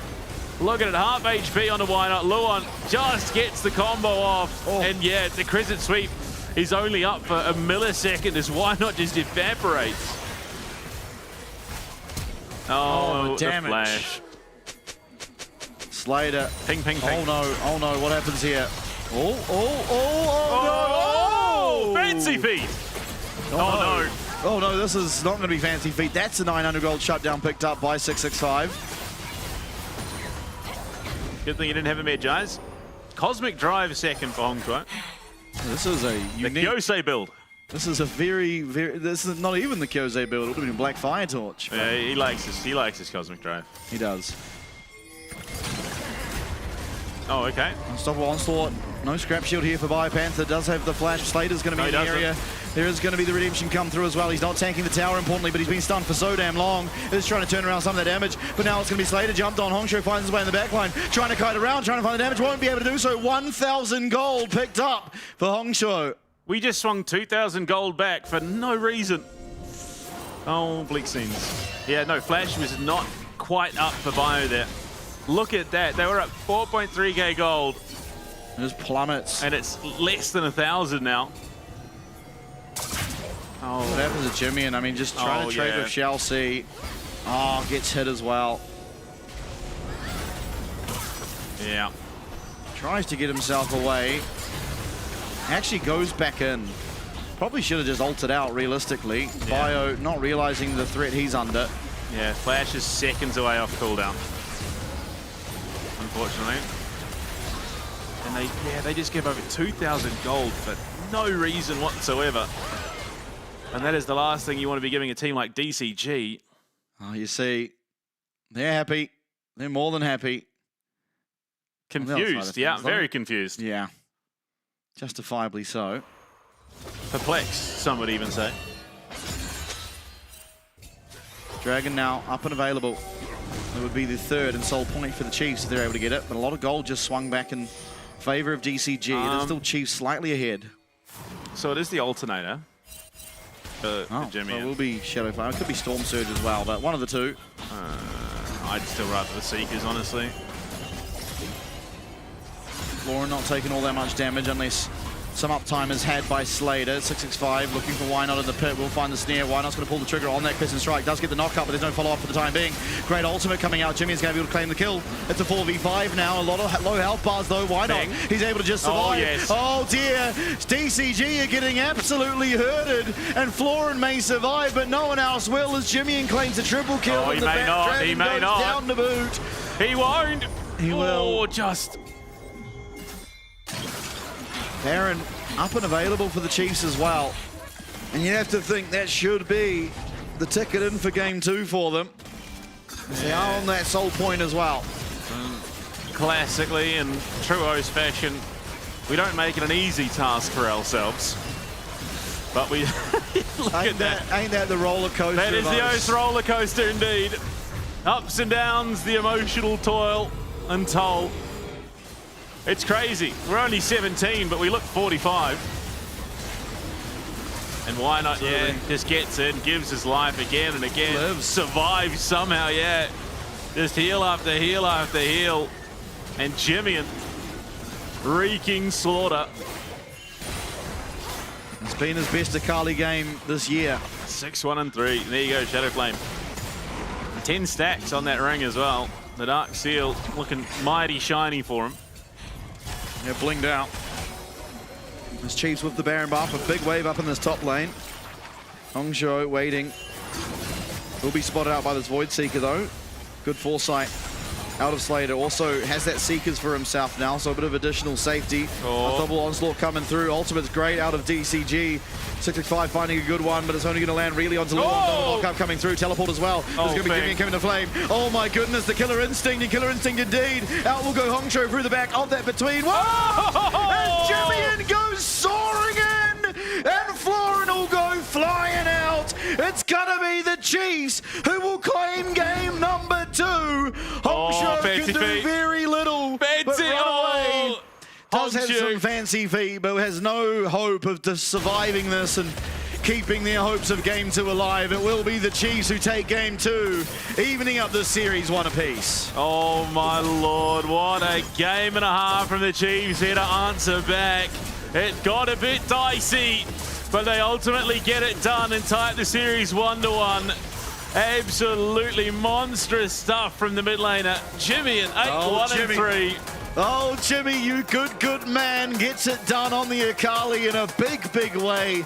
Everyone really on the Chiefs playing out of their mind in that one. Oh, yeah. Biopanther, the 2v1 down the bot lane. Slater with the timely aggression time and time again.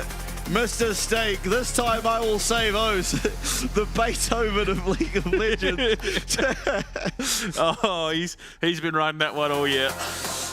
Oh, but yeah, I mean, look, there were some pretty egregious missteps there at certain points. I mean, you give over 2,000 gold, 1,700 of which is shutdowns off the 2 kills of Jimmy and Slater, but they still hold it together. They still get it done. But, oh, yeah, so we just cannot make it an easy task for ourselves. No, it's got to be the roller coaster. But, I mean, okay, you had that slip up, gave over 2 very quick 1,000 gold shutdowns, essentially. But from there on, very clean, very tidy. And ultimately, whenever there was any form of team fight, it was just all the Chiefs. Why not? Had such great aggression on the Zinzal this game.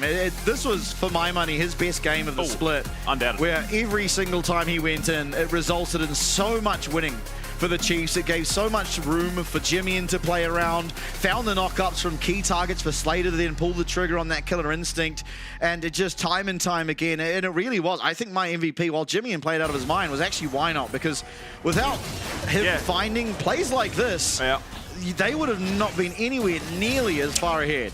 Oh, absolutely.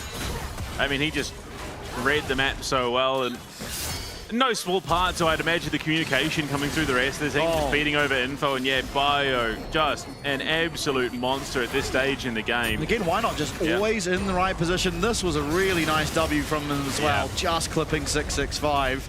And while Florin honestly does a great job of trying to keep 665 alive, I think him turning around with his ultimate is what ends up costing him. Yeah, it was literally. I mean, if he doesn't, there's a good chance they find potentially 2 kills off the back of that. Yeah.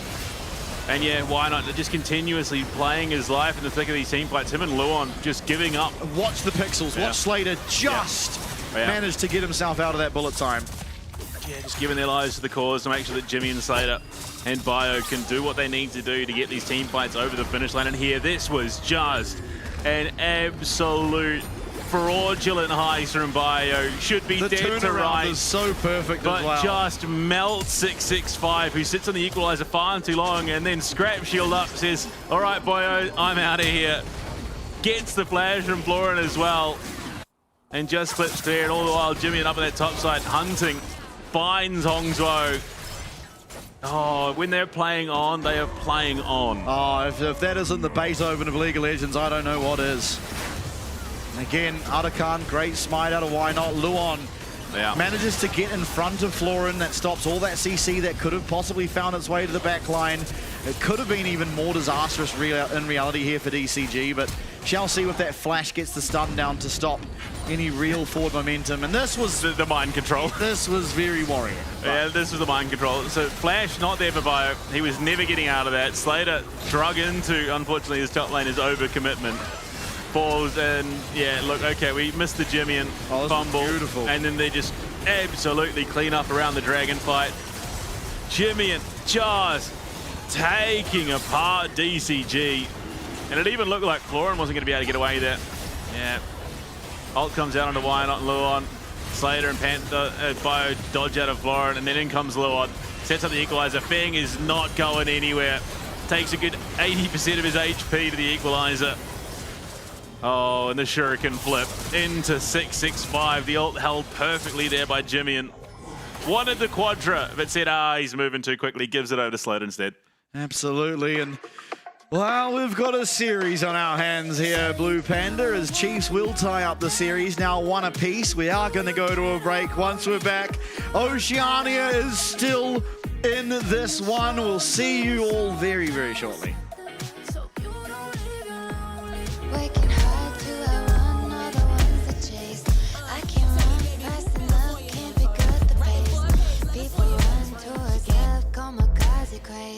Let's be real, some true lovers really just a face.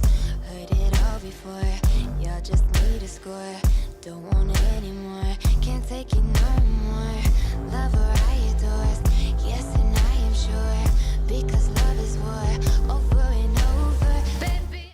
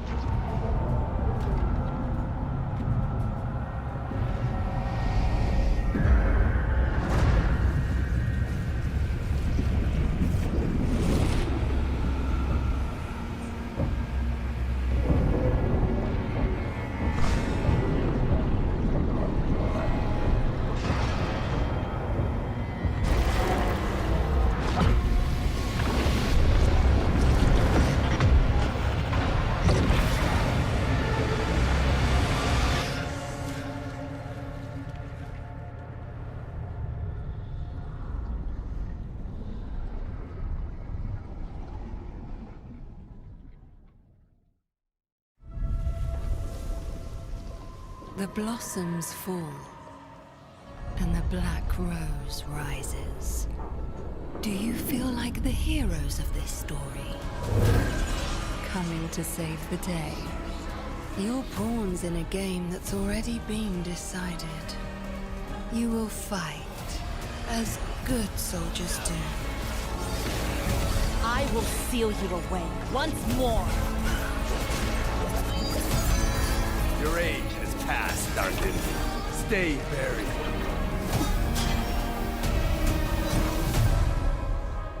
And you will fail, as mortals must.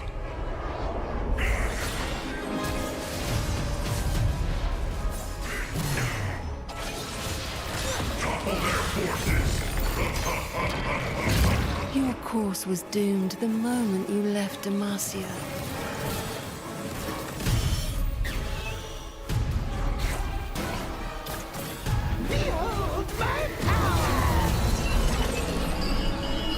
And entered my world of thorns. Ladies and gentlemen, we are now at a tied-up series, 1 apiece between Chiefs and DCG. It's Chiefs who take game number 2 in a very dominant way, but unfortunately for them, that now removes all the champs they just played, much the same as happened to DCG. And so having to string together a second win in a series is something they have not managed to do throughout the entirety of this year. It's going to take that and more.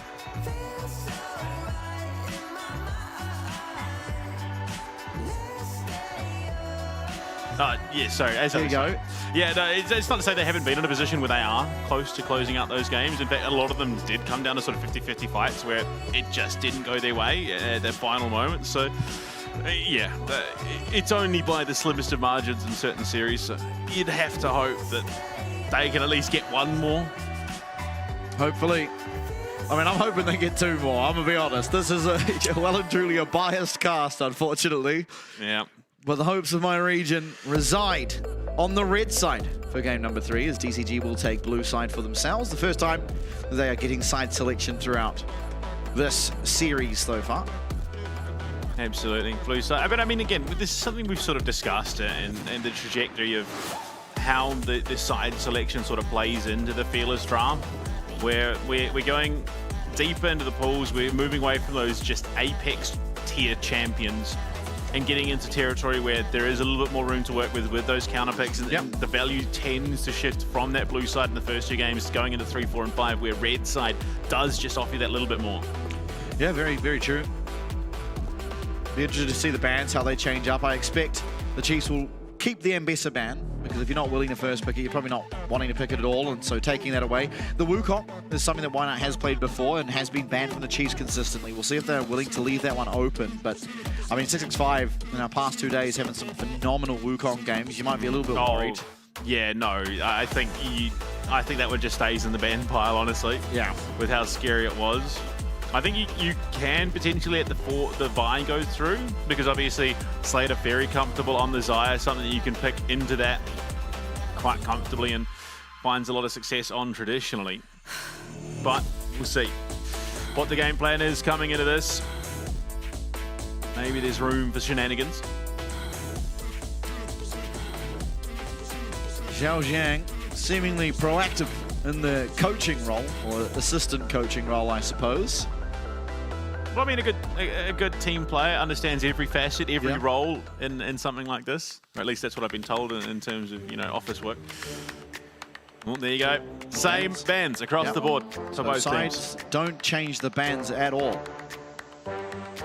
Rise coming through for Hong Tuo, you'd imagine. Yep. It's been a wee while since we last saw Rise top lane. Yeah, should just go to mid lane. I mean, Jimin has champs that you can pick and to answer. The Talia, Ahri are both still available.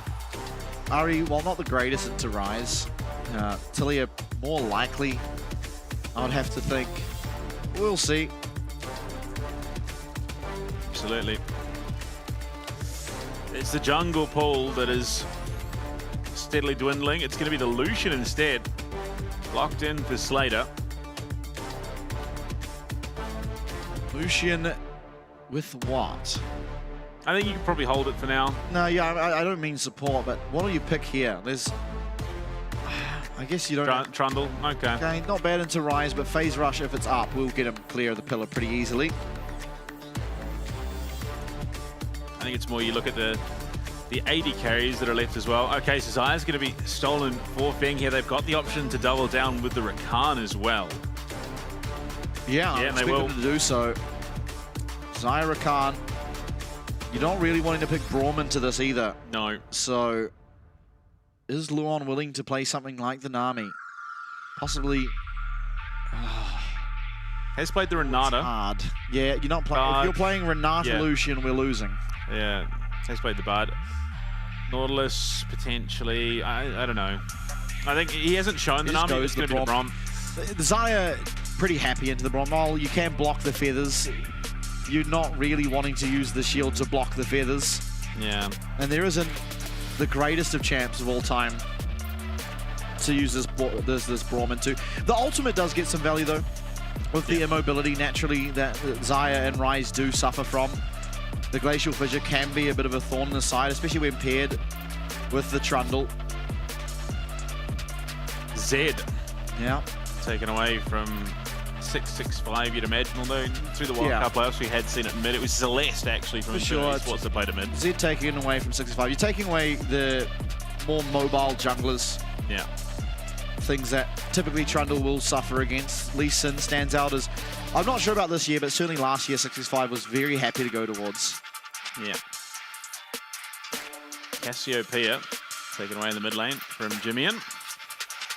Yeah, not necessarily sure we would have seen. No, we haven't. Cassiopeia from him. I mean, this game, year. I mean. Well, it is decent. I've never ever seen Jimmian play it, so I wasn't. Well, I'm sure he has played it in scrims, but still, I mean, the Talia, perfectly good pick still for him. It may be banned away here for DCG, I think. Wouldn't be the worst of bans. The Gwen ban potentially signals to me something on the lines of an Ornn. Yeah. Yeah, very well could be. For Bio. Ari. Bio. So what does Bio go for? I mean, you can save the pick. You should probably just pick your mid laner here, being that you already know it's the Rise. So go something again like the Talia. You could still go the Ari theoretically, but well, you can't. It's banned. Oh, yeah, true. So I mean, yeah, Talia makes the most sense. I mean, going down Talia. Annie. And his top pull, he's played it once. Annie's not a bad champ here either. Syndra, he's going for. So, very vulnerable. This is scary to be a Syndra. If Rise ever manages to land a root on you and Lee Sin's anywhere nearby, you're probably just dead. A very, very scary Syndra game indeed. But we've seen a lot of success out of it here through the promotion tournament. Yeah. Yeah, Renekton, great blind pick up in the top lane. Yeah, for sure. I mean, still, you can just go for something like the Ornn. You're feeling pretty happy. I think Ornn does make a bit of sense. A little bit of extended range engagement. Ben Jimmy can come and follow it up with his, stun. Yeah. So, I mean, deceptively a decent amount of engage from range for this Chiefs roster. Yeah, for sure. And a huge amount of disengage. Yeah, between Syndra with the stuns and Ornn, you do have range engage and quite a good amount of zone control to disallow the Zaya from playing aggressively. You also have that Glacial Fissure to control, again, in these team fights, the movement of Feng. Shall see, however, feels a little bit unhindered on this Rakan this game and can be a very big problem, particularly for Jimmian.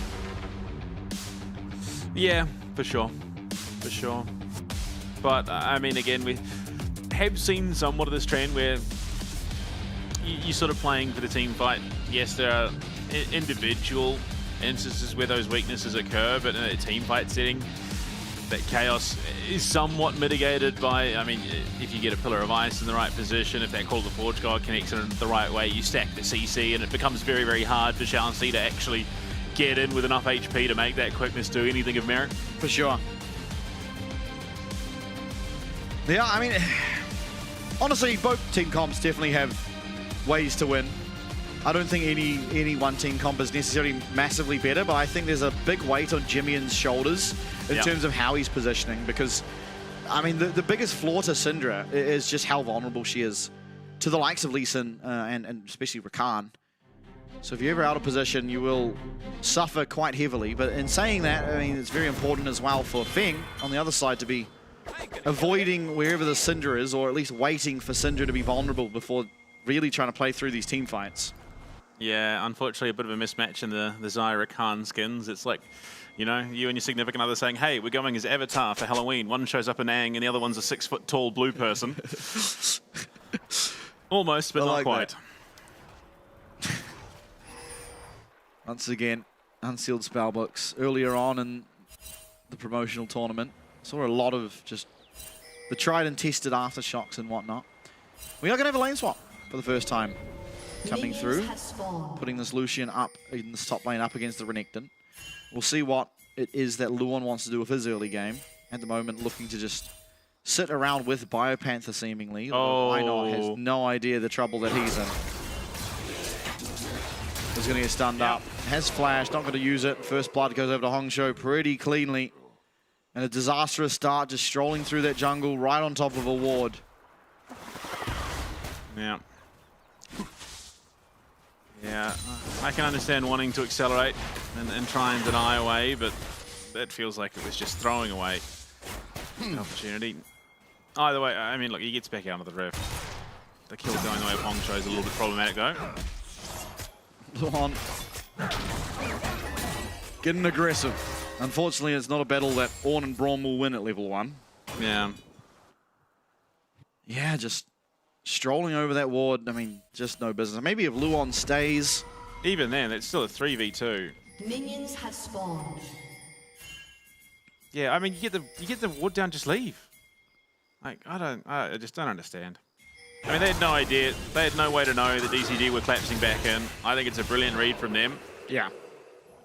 Anticipating that the last couple of games have been sort of that jungle trade. Oh, joy. Renekton, what a champ. Takes a lot of damage for that trade, though. With the press the attack coming through from Slater.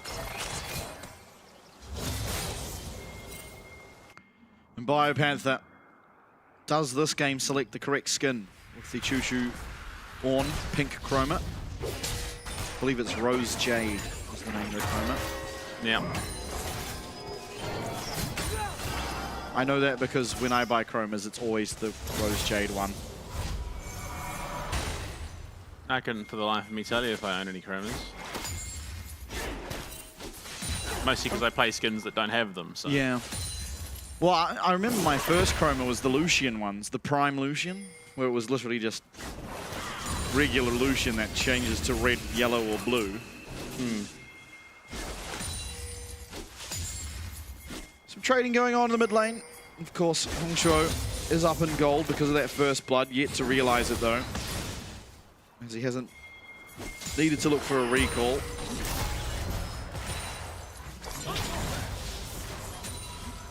Lane swaps to match. Nice timing from DCG. Yeah, nice timing for Chiefs as well. A lot of minions being missed down in this bottom lane. Florin without that teleport as well is just bleeding XP and gold, and in fact, Ornn for Biopanther up quite a substantial amount. Yeah.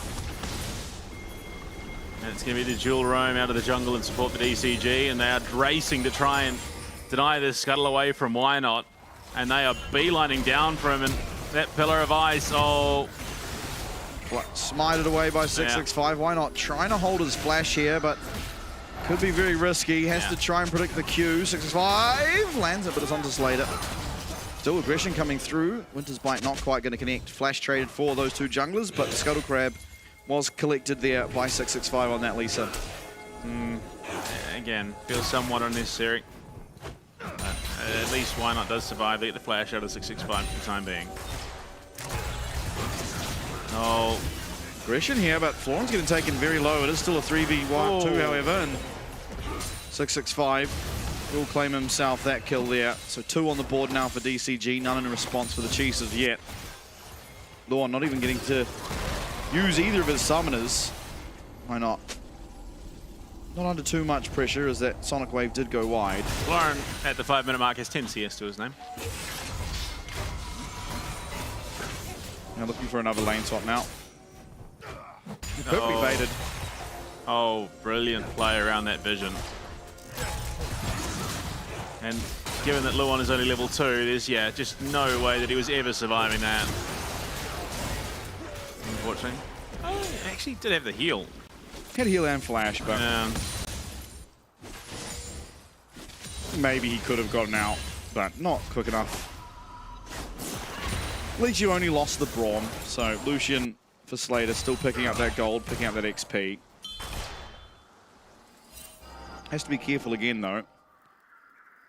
Chelsea sticking around nearby to Florin. Oh, Jimmy. That was very clean. It's Now not every day you without see an flash. Ornn with a 20 CS lead over his lane opponent. No, it isn't. And unfortunately, while it's good, it's hardly what's going to win you a game. It's an entirely unique situation, given how this game has been played. Now, importantly, though, Slater is up, well, even essentially, in terms of gold. So the lane swap has benefited the lanes that are directly affected by it, although, of course, jungle definitely is affected by it, and why not? Substantially far behind 665 at this point. Oh.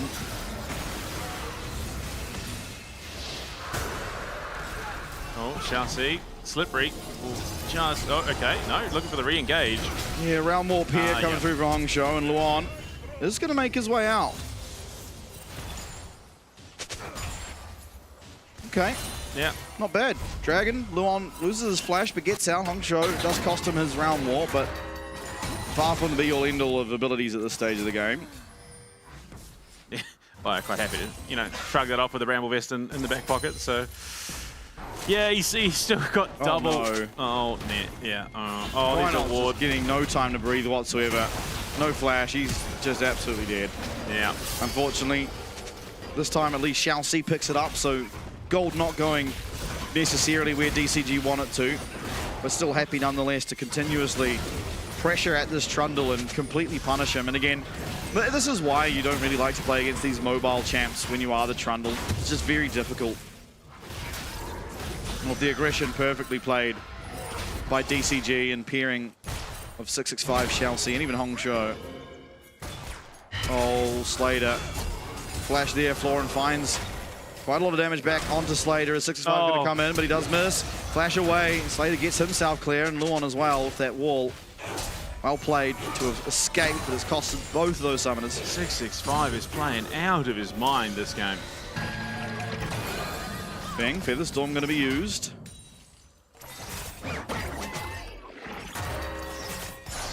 I mean, yeah, the game is up 3-0 right now, but it's just so hard to really judge the actual game state. Just because things have been so chaotic and so all over the place. Oh. No culling, unfortunately, just used, which is why Florin finds himself in this position. So the collapse in here. Try and look to contest these scrubs. Yeah, we'll get them. Why not just taking the one and leaving? Think wisely. Realizing that 665 by now could have recalled and made it over to this side of the map, which, of course, he has. Oh, okay. Yeah, it was Florin doing much as he did yesterday. Just a little bit over eager. Yeah, this time importantly, he does survive. Oh, it's just so rough to be this Trundle. Yeah.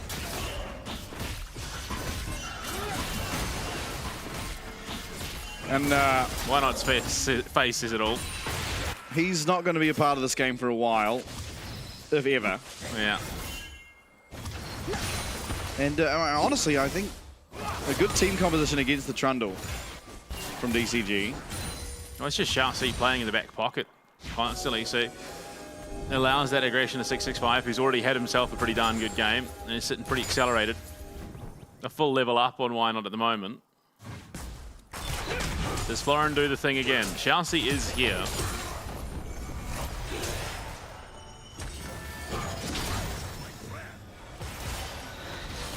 So they're not going to allow that W to come through.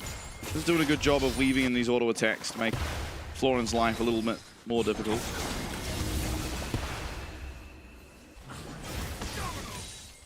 Yeah.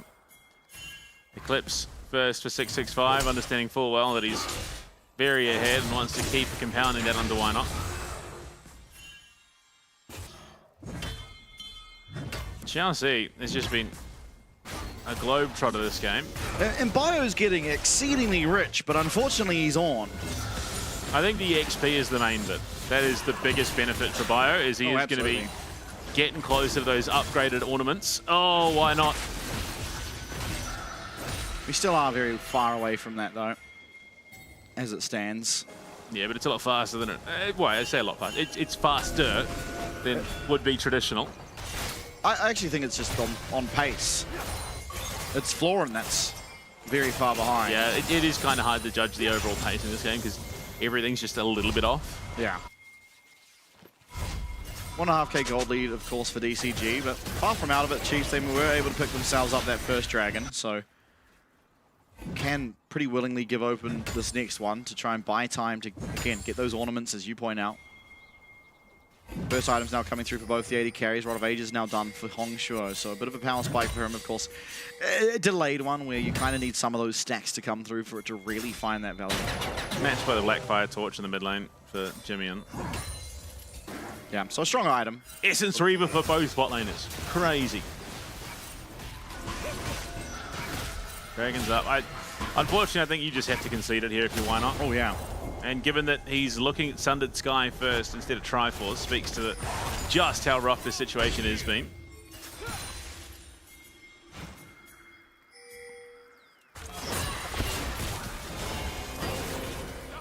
Jimmy being looked at, does have the flag for 665 there. Oh, he finds a way out maybe. Ultimate is going to be there for 665. A lot of damage comes back, but still the kill does come through. It's flash from Chelsea and 665, and actually buys some time now for why not to look towards this dragon. Not really. Ultimates have been used. I actually think this should be a fight, even though there's a number that's mismatched if Florin were to come down, which he can't. This is a good fight here for the Chiefs. Great ultimate coming through. Yes. Bio with the two-man knockup, trying to find the damage onto Fing. The culling roaring through, but Hongshuo looking for the damage back onto Slater. Great kiting around, is trying to get away. And Slater gets the shutdown, and Chiefs are back, baby. Rides the knife's edge. Unfortunately, things are still a bit bleak in the jungle. 100 to 62 in favor of 665, but Slater. But two dragons. Yeah, Slater absolutely ripping and roaring on this Lucian with the team there to bolster him. Might just be that tipping point. Two dragons under the belt certainly helps. My lord, what a catch. Yeah, I mean, absolutely no right to fight this, DCG. They just use so much mid to kill Jimmy, and yes, they get the kill, but there's no way for Florin to get here. He doesn't have teleport. You've lost already that quickness. You've lost the Dragon's Rage kick. And so really, you just don't have the tools to find this fight, and Luon, alongside Biopanther, capitalize on it so well, allows for Slater to pick up those two kills. Comes down to the Herald likely. Next Dragon even, depending on how this next fight goes, and Tower to seal the deal on the pizza string. Hongshuo looking to get a bit feisty up on this top side, but Luon's here to assist. Now this time, is going to have some support alongside him. 665 continuing to be aggressive in the jungle of Why Not. Stun only just going wide there for Jimmy. 4v4 fight over a red buff. Who would have thought? Sundered Sky for Why Not, so a bit of an increase in survivability in these fights. Of course, not going to have the same damage as he maybe would with the Triforce, but that's just by virtue of how this game's gone. A fantastic ultimate out of Luon, the culling, and Slater will pick himself up a third. Not going to be able to find much more else off the back of it, but still, this Lucian getting very, very scary. It was Fing in this position yesterday, and now he's got to try and weather the storm that is Slater. What seemingly was a bit of a troll. The quickest turnaround. Oh boy. Weather the storm he may, as that's a lot of damage coming back, and no sums. Down will go Fing, or rather Slater as Fing picks up the kill. And a big, big oversight for the Chiefs, going way too aggressively. Chelsea capitalizing on it. Yeah, what seemingly started as potentially a bit of a troll around a blast cone turns into the setup that they need. Boom, Luon Comes in, uses Why Not as a launching pad. Comes in with the Glacial Fissure onto 2. Allows the kill, but yeah, I don't know what the thought process was here. It's a trundle. Just overzealous. I mean, Fing with ultimate, Xiaoxi with ultimate. Xiaoxi. Xiaoxi with the exhaust as well. Rift Herald now being started up. Feats of Strength yet to be claimed, of course. Only that Feat of Warfare so far for DCG, getting that very early on. Why not? Able to brute force his way in. Teleport coming through here for Biopanther. Featherstorm is available, but no quickness for Xiaoxi means seemingly no interest in the Rift Herald. All the while, though, Hongzhou able to claim that top tower. It's going to be looked at. Realm Warp coming through. Sniping away the Feats of Strength there, DCG. That tower being taken down. Jimmy has to TP down to the bot side to answer this wave that's been shoved in by Florent. Yeah, decent lead burrowing for Hongzhou. Yeah, definitely. Unfortunately, Slater, who did have himself a decent lead as well, one misstep gives it almost entirely back to even for Fang. Still 2 dragons to 0. Some Chiefs with a clear win condition if they're able to continue stacking those up. The other boon, I suppose, Why Not has now been able to return to his jungle. Yeah. For the most part, uncontested. But finishes his jungle item at long last, but it's been a very rough early game for him. Unfortunately getting caught out level 1. Kind of a crazy gap, but the Chiefs, to their credit, have weathered it pretty well. Yeah, at least, I mean, not the crazy carry champion that Lucian or Xayah can be, so really looking at the carries to get that goal, and as it stands, it still is in favor of DCG, but not by any massive margin. They've got the tools to deal with this heavy sort of push into the back line from 665 and Xiaoxi. In the form of Luan with that Glacial Fissure, if he can just keep himself out of range with the quickness, that Glacial Fissure turns those fights around. If Slater can just keep gap, he's then just going to turn around and tear them to bits. I think Chief's most likely going to give over this Dragon, unless a lot of damage is found on the Feng, which it is, but Redemption's going to come in and top it up. No way for Biopanther to be at this Dragon, while Hongzhou does have teleport for himself, so shouldn't be a He's contest. slapping Hongzhou at the moment. Call of the Forge God's going out on the top side. And looking for a solo kill, perhaps. He is. Oh, Hongzhou turning it around though. No magic resist here for Biopanther on the one. A lot of damage coming down. Xiaoxi does have that battle dance, gets himself out. Why not? Using the Herald. Oh, here comes the Malphite ultimate. Is it going to be good for the Chiefs though? He comes in, finds 2. Needs to try and lock down this Dragon. Needs to get the smite, but he won't be able to do it. It's 665, who will have their steady hands there. Meanwhile, Bio and Hongzhou is still in the top side. Going at it. Hammer and tongs. Herald does get a nice little knock up, but not enough to allow Why Not to steal the Dragon there. You're really wishing you just used that on the mid lane now. Yeah, I think so, unfortunately. If he got the smite, then it would have been, a reasonable look at, but unfortunately, able to kick him out of the pit was 665 and secures it with his smite, so just kind of a loss of the Herald, unfortunately, for the Chiefs. I mean, it was a pretty heads-up play, honestly. You can understand the thought process, and if it had worked, it would have been crazy value. Sometimes it just doesn't. Oh, okay, all right. Just clip that. Seraph's done for Hongzhou. Almost fully stacked on that roll, that 2-item spike for the Rise. Very scary now, Hongzhou. Not the easiest team fights for him to navigate. A lot of zone control, as I said, as we loaded into this one, but definitely in a position of given up time, will shred through these health bars. Particularly Biopanther, who still doesn't really have magic resist. There's a tiny amount on that Aegis. But even then, when he was fighting Hongzhou not that long ago, called the Forge God. Yeah, see if it gets the Featherstorm out. Gonna hit onto Feng, but there is no follow-up coming through on the backside of it, so just an ultimate used, nothing gained. Redemption in the defense for Xiaoxi onto Feng.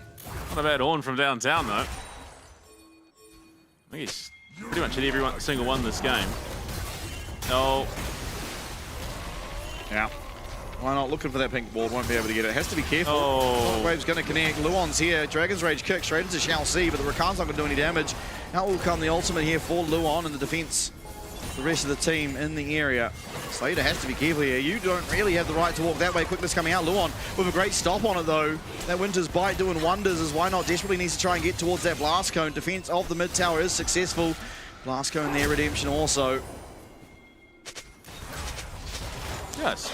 Chaos, and DCG going to take that as an opportunity to potentially start up Artican, and they will indeed. Yeah. Panther has teleport for this though, so it can be a 5v5. Right in the tri-brush. Does need to start thinking about channeling it. Will do so. Straight onto Florin, into that tri-bush, as you pointed out. Now, Why Not in the area? Doesn't have the ultimate. It's going to be absolutely made of paper, but he hasn't gone down yet. Smite Fight comes out, but it's going to be Feng that picks it up there on the Xayah. Nice Realm Warp does get Shall See free of the rest of the Chiefs. It's a 1-for-0, but currently it's the Artican that's the big win. Now 4 members of DCG rounded into their tower. Oh no, but Why Not's going to get locked up. The flash is there. Shall See takes a lot of damage. Jimmian desperately trying to find some CC over that wall, but will not be able to do so successfully. Hong Shou with some fancy feet, dipping and diving, and Bio goes in. A great stun from Jimmian, but still the damage does not exist. And it is going to be DCG surviving with the Artican coming out thanks to Feng. Look at the damage coming out of Hong Shou. 4,000. Just, yeah, and you can start to see maybe that level of desperation playing a factor. How low did it get? 166. Wow. Oh. Realm Warp, so Jimmian. good from Hong Shou. Back to live. Yeah, Jimmian, he's being chased down. Trying to look for a turnaround potentially, but not going to be able to find it. We'll see. Is it an execute? It's not. Oh, okay. Little Chiefs find the 2-man knockout. Panther able to land it. It's onto Feng. They get the shot down. It's going to be Why Not. It's going to be Shall See falling. And Panther once again finding heroic plays on the Ornn. Breaking open that mid tower, potentially looking for a second. One upgrade onto Slater. Oh, Winter's Bite just land. Almost gets the concussive blows. Panther once again turning around, this time onto 665. Great Dragon's Rage does buy him some time, but Why Not coming in the back line? Hong Shou finds one, Florin right in the thick of things, but Slater's untouched, and now Hong Shou, he's trying to do it. Oh my god, he will! That's a lot of damage. Bio will get the knockup. Bio's trying to run away. Can he dodge? Yes, he can, and Why Not will finish the kill. Scrappy, chaotic. Jimmian comes into play, clean up. We'll get the stun out into Shall See. Oh, sorry, yeah, Shall See, the Rakan. I saw Feathers. You get confused at this stage of the night. But it's dicey. It's still 2,000 gold in the pocket of Hong Shou, who's 4-2-0, 236 CS to the 192. Cosmic Drive for Jimmian means he's going to be able to play these fights a little bit more comfortably. 665, Florin and Hong Shou won't be here at this Dragon. 665 can run out. There are no ultimates pretty much across the rift as Florin's going to teleport in to try and defend. Hong Shou will not be able to do so himself, but how far away Slater is, not feeling the confidence at the moment, the Chiefs. And it looked so messy with the call of the Forge God again from downtown. Baits out that Feather Storm. Pillar in, and then it's the opening that Bio needs. The synergy between the Ornn and the Trundle opens them up. They find the first, find the second, picture in picture. Back to life, Shall See's found himself on a flank. He goes in, but it's only onto Panther. A lot of damage coming down on 669. A great culling, but Hong Shou's found his way onto Slater. Down will go Why Not. Redemption comes through, and the rest of the Chiefs are just scrambling to try and get themselves out. Slater desperately trying to find the damage, but it's going to be Hong Shou that finds it. The Dragon's Rage is Panther locked up in 5, and tanky he may be.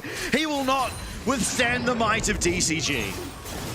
Oh dear, and again these scrappy openings that DCG are just capitalizing on and completely gutting Chiefs. Baron up. Jimmian trying to look for some damage on a Hong Shou. It's Slater alongside Jimmian. If they wanted to try and defend the Baron, it would be a 2v5. Panther with teleport, but that's 25 seconds away. And this will more than likely just be the Baron given over. They are toying with the idea of contesting. Maybe a stun from Jimmy, but it goes wide, and that's the Baron gone. Nothing can be done about it. Jimmy maybe even falling as the flash is there for Florin, and he is going to get locked down and taken out. Yeah. Unfortunately, I mean, Chiefs were in a great spot. And then Chelsea again with a magnificent flank. Why not just left, unfortunately, all of his lonesome. And this rise so problematic. Unfortunately, I'm just not seeing the value in this Syndra. The damage is just not there. Yeah, definitely struggling a bit. Oh, and he's dead again. Oh, no, he's that's still dead. the same death. Where that stage, the respawn time is long enough that it's a full replay plus more. Oh, the Oath roller coaster, but this time favoring the side of DCG. 3,000 gold, the lead in the mid lane at 26 minutes. Still a lot to play for. Very strong on this Lucian is Slater. And some fantastic fights have been found time and time again from BioPanther. You see Slater in the mid lane, so a lot of damage now missing for the Chiefs. Redemption's going to get placed down. Oh, Luon with the ultimate, maybe saving the day. But Jimmy's locked up. He gets the flash away. He gets a fantastic stun, and he gets the kill on the 665. In comes the call of the Forge God. That's what a clip onto Hong Shuo. But no follow-up damage for now until Jimmy lands the stun. The Culling's coming through. Chelsea blocking up a lot of it. BioPanther, can he get forward? One more stun might do it for Jimmy, and there it is again. But the follow-up still lacking as Florin comes flying into the middle of the team fight. And Slater doesn't have the damage. Yes, he does. One more. Slater! No, it's Hong Shuo that'll shut the show down. As Chiefs will continue forward. The pillar's there. The coordination's there. But the triple kill for Hong Shuo. Why not? We'll shut him down. It's suddenly... Why Not's actually leading in the jungle department. He's up 600 gold after a game that was just grounded into the dirt. Oh, what a roller coaster indeed. It is just still so hard to call. Hong Shuo does so much damage. It's a gross overcommitment by DCG to try and find an angle on the Jimmy, and it looks so coordinated, but the scat of the week, the dying breath of what would have been if Jimmy had fallen there, and Why Not as well, magnificently playing this team fight to keep himself alive and relevant. But and then Slater, the damage coming out of this Lucian as well. It's just every single part of the Chiefs fighting, holding, tooth and nail. Stun after stun from Jimmy as well. As Florin comes in the middle of 5, he's hard to take down, and you're seeing that. The flash away just gets that double tap, has the damage, but Hong Shuo turns it pretty immediately. Able to find a triple kill at the back end of this as well, as Why Not goes aggressive. The scat of the week again lands from Jimmy. And while, yes, BioPanther will fall, Why Not, with that movement speed, gets himself into range, chomps down, and Bio's looking for Feng. Winter's Bite connects, Chelsea's going aggressively, but Battle Dance will get him back out to safety. We are playing this by some dangerous margins. But by the nods coming through, he's psyching himself up, knowing full well the battle in the coming moments could decide who takes the lead in the series and finds themselves on series point. It is a neck and neck game. All that difference is on Hong Shuo. BioPanther, fancy footwork, gets himself out of that grand entrance. Dragon spawning 40 seconds away. Why Not has to run. 665's found his way onto this Trundle, but it's not going to be the target they necessarily want. Call the Forge God comes through. 665, he's getting very low. Oh, he's going to get one shot. No, Chelsea to the safety, but Slater's going to get that kill. Jimmy's going to fall on the other side of things. It's going to be Flounder that gets it, but Why Not is going to go down. So far, 2 for 2 across the rift. BioPanther not taking any damage whatsoever, as Hong Shuo is going to try and run himself in. Low health bars, Dragon still not spawned. But it will be DCG coming out on top. Why Not dead for 30 seconds. This will be Dragon number 3, soul point for DCG. And the Seekers desperately needing to come out for Jimmy and hasn't brought it up yet. Could have potentially utilized it to drag out that fight a little bit longer. Give the team an ability to reposition themselves and collapse in. Level 16 now for Bio, means another ornament can come through. And it looked okay to start off, but Jimian just gets caught out on the side of things with this teleport coming through. And Hongshou, ever so opportunistic, finds the perfect angle in, flash stun. Yeah. Florin as well. Feng just hitting so hard right now. Gets a great call off that flash to avoid being hit with the concussive blows passive as well. Unfortunately, as it stands as well, Bio, while very tanky against the majority of DCG, is actually taking a lot of damage from this Rise. Yeah. Next to no magic resist, although the null magic now being picked up does suggest he's going towards some type of magic resist as his 4th item. Upgrades on both the carries items now. Can also upgrade what will likely be Sundered Sky.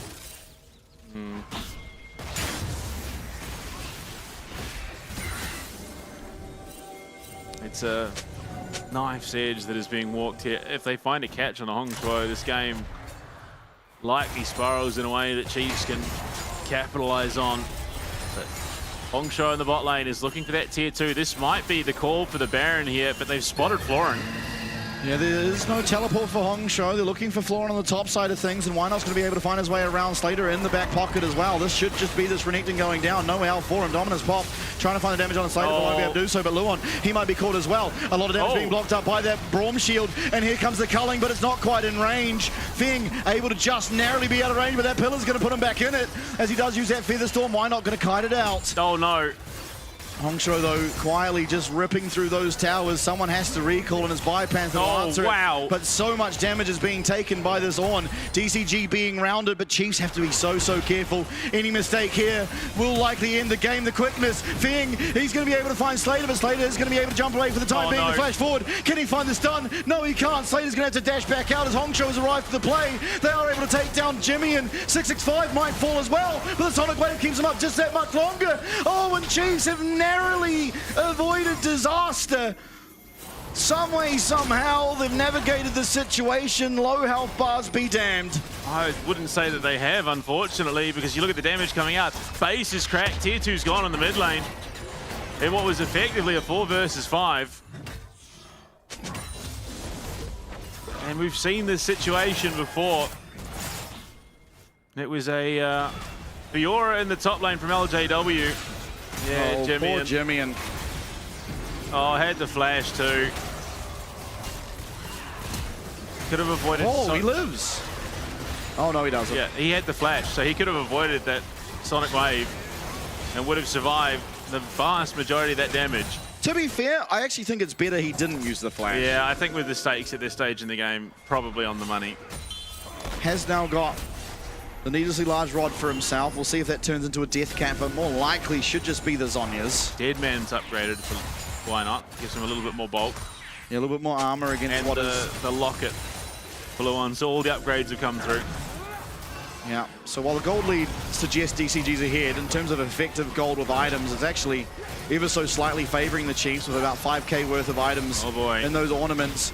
We might come down to a smite fight here as this Baron's taken very low. Why not trying to go forward, but it's taking a lot of damage. The Feather's coming through, and this Trundle might just be dead for the world. Is going to be able to get out straight into that redemption, but a lot of damage coming through. Bipanther's going to have to flash away. A great ultimate from Luon, and the Culling's doing a lot of damage. Call of Forge God lands onto 2, but no one able to do damage here for the Chiefs. It's really only Jimian left, as Slater is on such a low amount of HP, and recalls are being channeled. Slater trying to hang around in the area. Bipanther's going to stop his recall.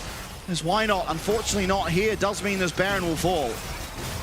Oh, just... Yeah, you're fighting these fights on knife's edge. Warp. Oh dear, Feng pulls the trigger on the Feather Storm, and the ultimate comes through. Blade Caller will seal the deal. And with that, ladies and gentlemen, it's DCG more than likely to take game 3. Oh dear. Very bleak scenes indeed.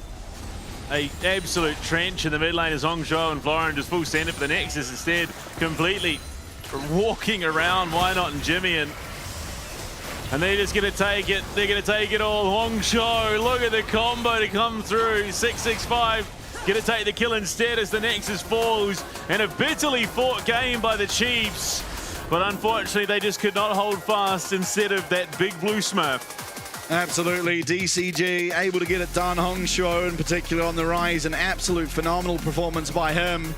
And now Chiefs and Oceania, you are one singular loss away from being eliminated from the LCP, and with it, the hopes of a region would fall.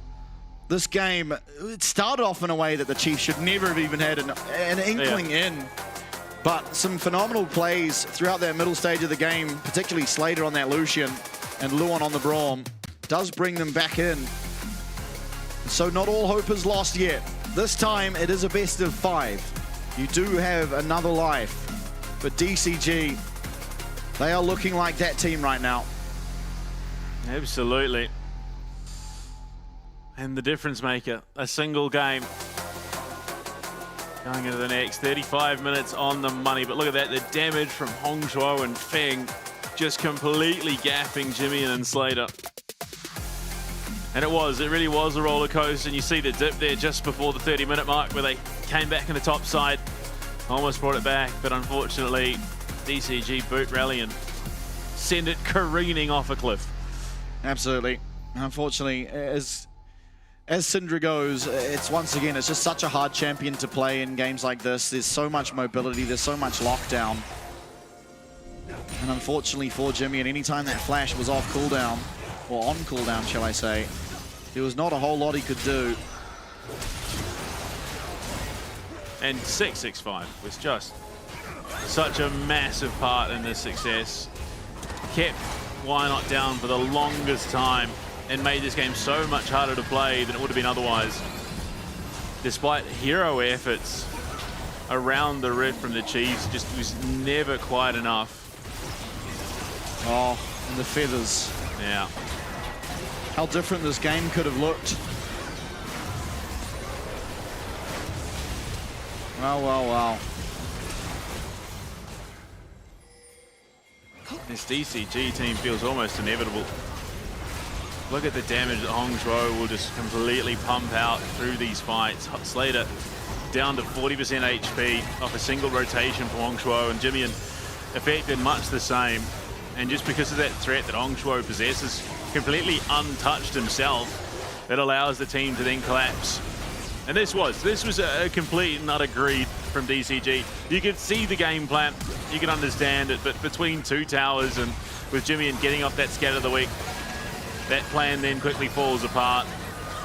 And it cost them all 5 of their Barons here too, so Chiefs being thrown a bone, Jimmy and landing scatter of the week after scatter of the week. Even then it took so much. Just without that Call the Forge God, the engage not really there. Slater not feeling confident enough to walk in because, I mean, if he uses that E aggressively and Florin hasn't yet used his, most likely is just going to get pretty much one shot. I mean, any time Hongshuo got uptime on anyone in the Chiefs, he pretty much one-shot them. Like, it was just such a massive lead that he had in the mid lane.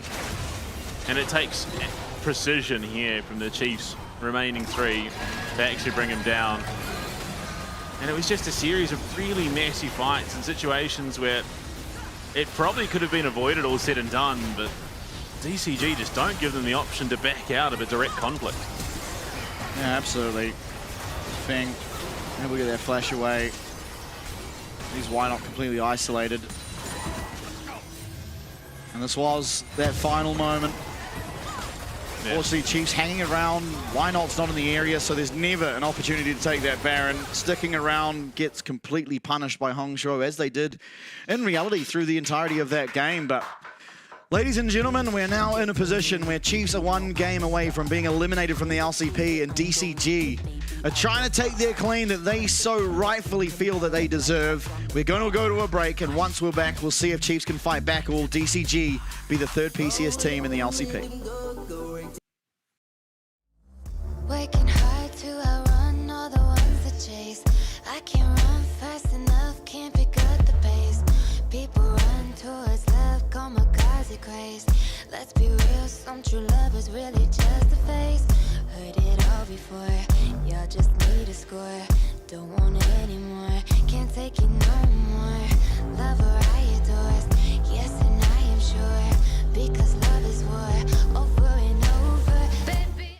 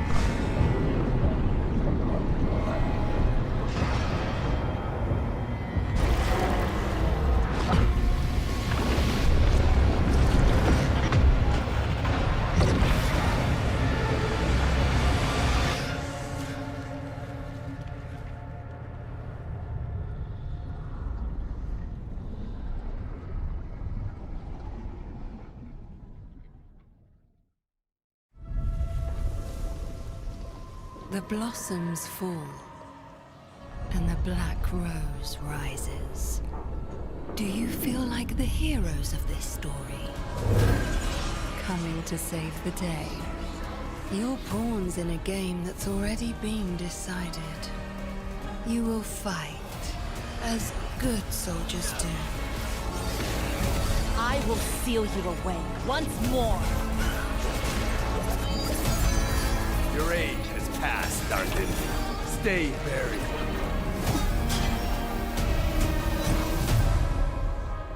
And you will fail, as mortals must.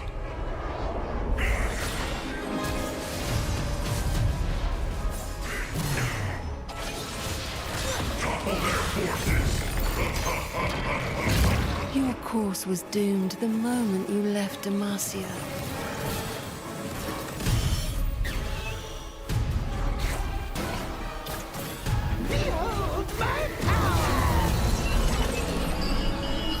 And entered my world of thorns.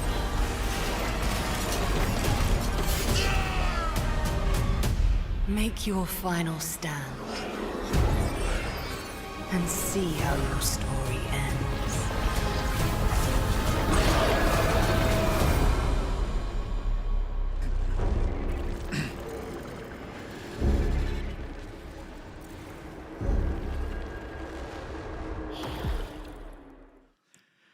The hopes of the region of Oceania now rest on 2 more games maximum.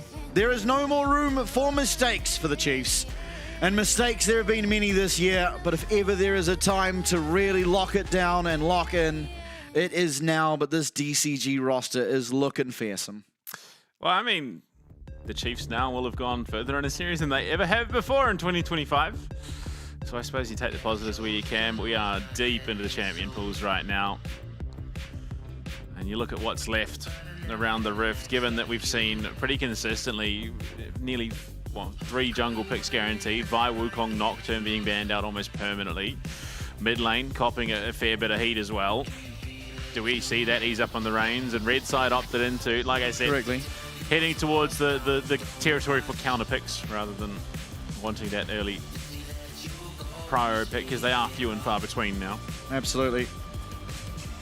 And what do we see out of Bio? We're out of tanks.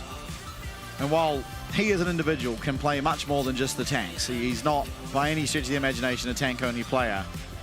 The team as a whole have looked a lot rougher, and I mean even this game, they would have been lost so much quicker if not for those massive engages he found around the mid lane and just so consistent. Pretty animated, which is a good sign. Yeah, always confident. Well, I mean, if we look at what's left in the pool, so his top 2, 4, 6, 7 champions are now gone, unfortunately, which leaves Jace, Set, Yorick, Shen, Aatrox, Camille, and that champion that we're not going to talk about because that was a nothing burger game. I mean, I wouldn't hate something along the lines of Yorick. A lot of his traditional matchups are gone, obviously. Yep. They're banning the they're banning the Ambessa, which has recently been the pick into it. Yeah, I mean, Set, I don't know if you're getting all that much value into what matchups are left. I think Jace is, again, unless you're going a poke comp, you pick something like the Israel as well, you just go straight all into that poke and look to play that angle, then maybe the Jace is the avenue you go for. I mean, I wouldn't hate the Shen, honestly. I also wouldn't hate the Aatrox. I think the Aatrox game they did have, which was against SHG in Split 2, was a really big performance out of him, and it fell short at the very end, unfortunately. But here in game number 3, it is going to be Azir left open this time round for DCG, banning the Ahri instead, looking perhaps for that first pick. Now, Chiefs have to decide whether they're willing to give over the Azir or the Vi. I mean, I think you can comfortably give over the Azir. Talia, obviously still available. You can play that in. You then pick up the Pantheon for why not in the jungle. You get that Great Wall of Sparta combo. Gives you a huge amount of map prio. It's just not something we've really seen from the Chiefs is what I'm concerned about. Gwen. Okay, well, I mean, Bipanther just picked Shen into this last time. Yeah. And Shen is open. And it was a game they won, as a matter of fact. So he has a pick into it. I think here you can go for the Azir for Jimmian, being that you finally have the opportunity to go for it. Alongside whatever, I mean, you could go a tank here in the jungle for why not as well. Ivern, if you're going the Azir, is perfectly playable. Well, it's Talia. Talia instead. I think Talia Pantheon justified here. Yeah, very much, but it's weird that you're willing to pick Talia, but not last game. Yeah, I don't know. Sejuani. Yeah. It's honestly, in OS at least, and solo queue and whatnot, why not? Of late, before he went over and started competing in the LCP, did play a lot of the tanks, Skarner namely, but he has always been decent, if not just straight good at the tanks, at least regionally. So he's not gonna feel too hard done by. Yeah. Maybe a bit bored. Yeah. I mean, Sejuani has been reasonably absent Viego. from the competitive champ pool, at least in the LCP for a good while. Viego and Nautilus. So we take the last of those engaged supports away.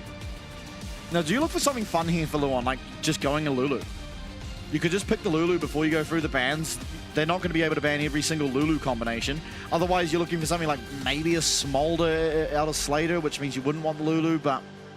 I mean, a Bard angle. You could go Karma Ezreal, but you'd have to pick one of them now, and the other one would be banned. Slater Yorick has not played Israel, and Yorick, one of those top champions for Bio. Yeah, Israel hasn't been played by Slater this year. I mean, the sample size is very small. Yeah, Smolder and Misfortune are the... Well, actually, Misfortune's gone. So the only champion left in what he's played this year is going to be the Smolder. I don't know, I'm a little concerned.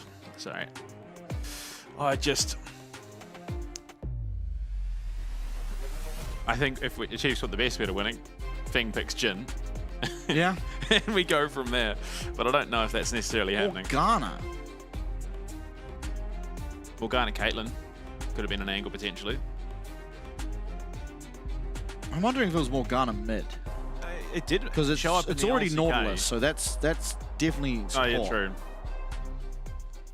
So worried about the Morgana. Get rid of the Annie, another strong champion. What are you left with in the mid lane? I mean, there's just still Azir, but I guess you're happy to be the Talia into the Azir generally.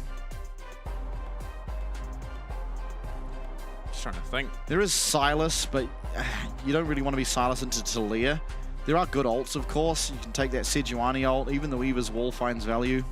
Unless you go Zig's angle or something. I don't know. Okay. So taking away Senatam, taking away Renata Varus, or Renata Callista.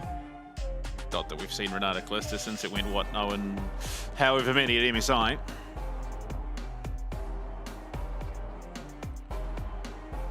What do you go for? It's bot lane you're looking at. Sivir, I mean, okay. yeah, Sivir, I kind of forgot that this champ was still left open, honestly. What are you playing it with? Thresh, maybe, but I wouldn't think that you want Thresh. Zeri Lulu, it looks like it might be the response here.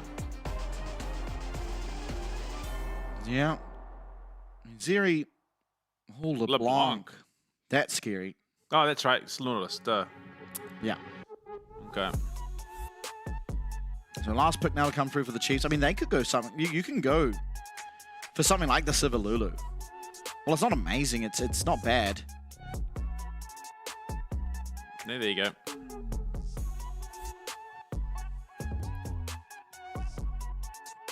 Yeah, look, it's not a bad draft by any stretch of the imagination, but I think actually, realistically, if you look at it, it plays quite well around this top lane Yorick. You got a lot of tools for disengage. You can quite comfortably play that 4v5, 4v4. I mean, it's a good champ against LeBlanc and Nautilus as well, right? Yeah. Trying to isolate a target but burst them down, and you just have Lulu buffing them up. And honestly, even this polymorph ability is really, really hard to navigate as a champ like Viego often. It's hard to find your timings around the likes of the Talia as well. You also have some inherent power up in the top side 2v2 where you do have this Yorick alongside Sejuani. Just having a melee champ alongside Sejuani is the basis of that. Yeah. I like it, I do. Yeah. I think the Chiefs draft is about as good as you can get going into a game 4 with how many prior bans we have seen. But for DCG, they just have this comp that gets a little bit scary if they find themselves leads anywhere on the Rift. For sure.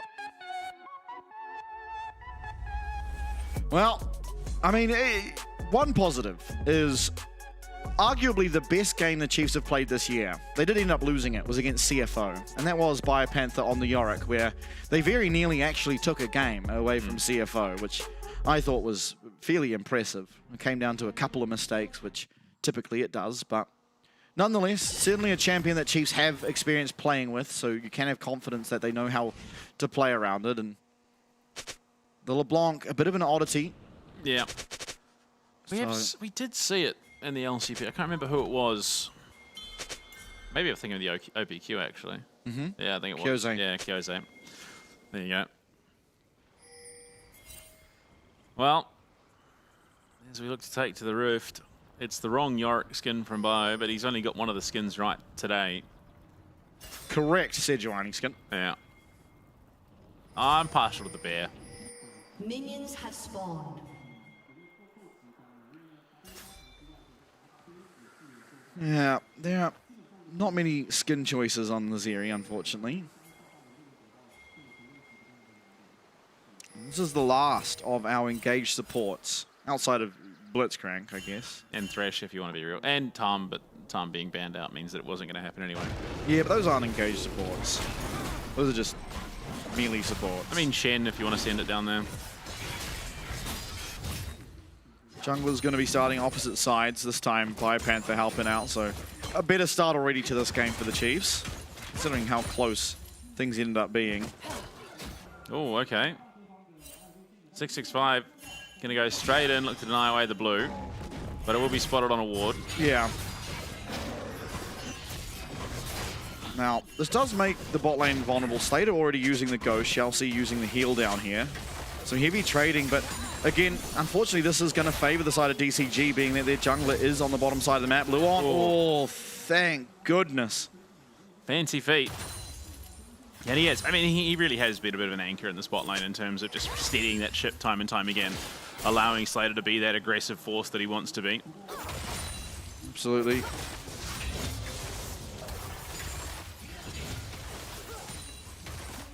Oh, okay. So why not? Might actually lose out here. Yeah, again, one of those situations where I'm losing out, but I'm Sejuani. So, Fing's never going to get caught here. It's going to be able to just dash over that wall. I'm scared of this LeBlanc. Yeah. Like, Jimmy's a better player than me, but this champ seems to always get fed. Just somehow. I mean, the one saving grace, the Lulu can... Yeah, when it comes team fight time, makes it a little bit harder for Hongshuo to be as effective. It's in those isolated 1v1s or coming from the fog of war and those cheeky little picks, that's when things get a bit dicey. And unfortunately, I think Jimmy is just going to have more relevance come team fight time than Hongshuo will into this comp. Oh, okay. Hopefully just putting down a ward. No. Oh no. Does have Prio in the top lane, but unfortunately it's level 4 to level 3. Is seemingly willing to contest it. Sejuani, a somewhat strong jeweler, does get himself the blue up, but unfortunately Hongshuo's here. Still the turnaround. First blood going the way of Why Not. Looking for one more, but Florin's going to be able to pick that one up. So 1 for 1. Double buffs into the top lane, unfortunately. Yeah. And Why Not picking it up? The other set of buffs is just gone into the void.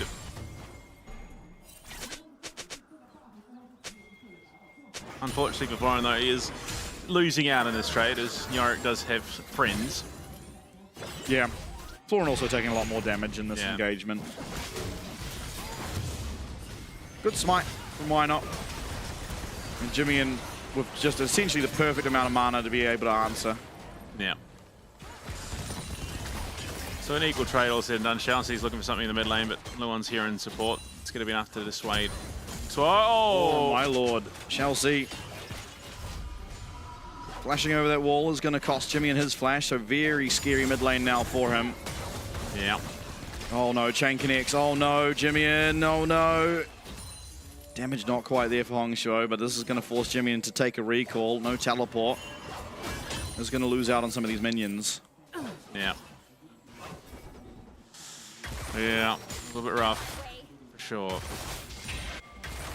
But again, I mean,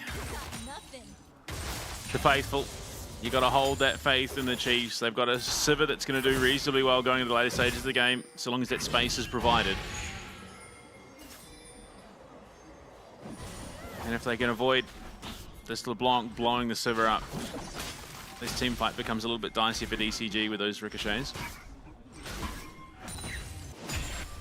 Why not? Maybe looking to start up an early Dragon again. Sejuani does clear it relatively quick, especially as far as tanks come. Quite a strong early game champ.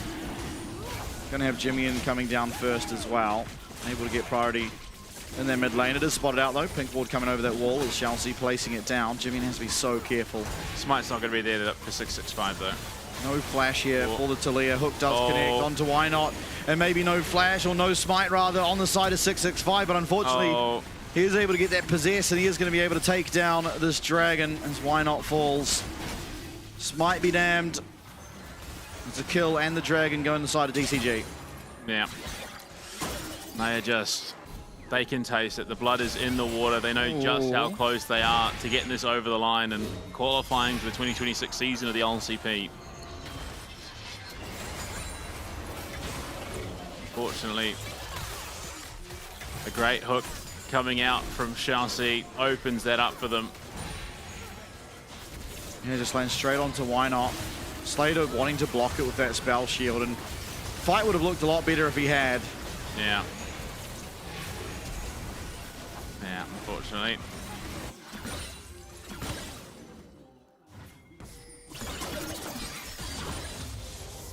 Viola still having a good time for himself up in this top lane. Although a gold lead for Florin hasn't impacted Biopanther's laning. Jimmy as well, seemingly weathering the storm of recent.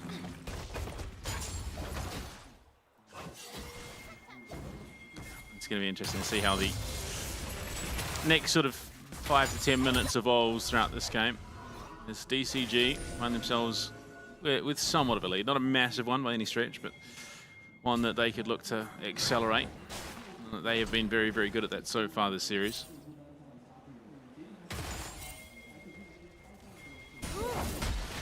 .665 still carrying on the trend from game 3, playing very aggressively into Why Not's jungle, claims himself a red buff and walks on out.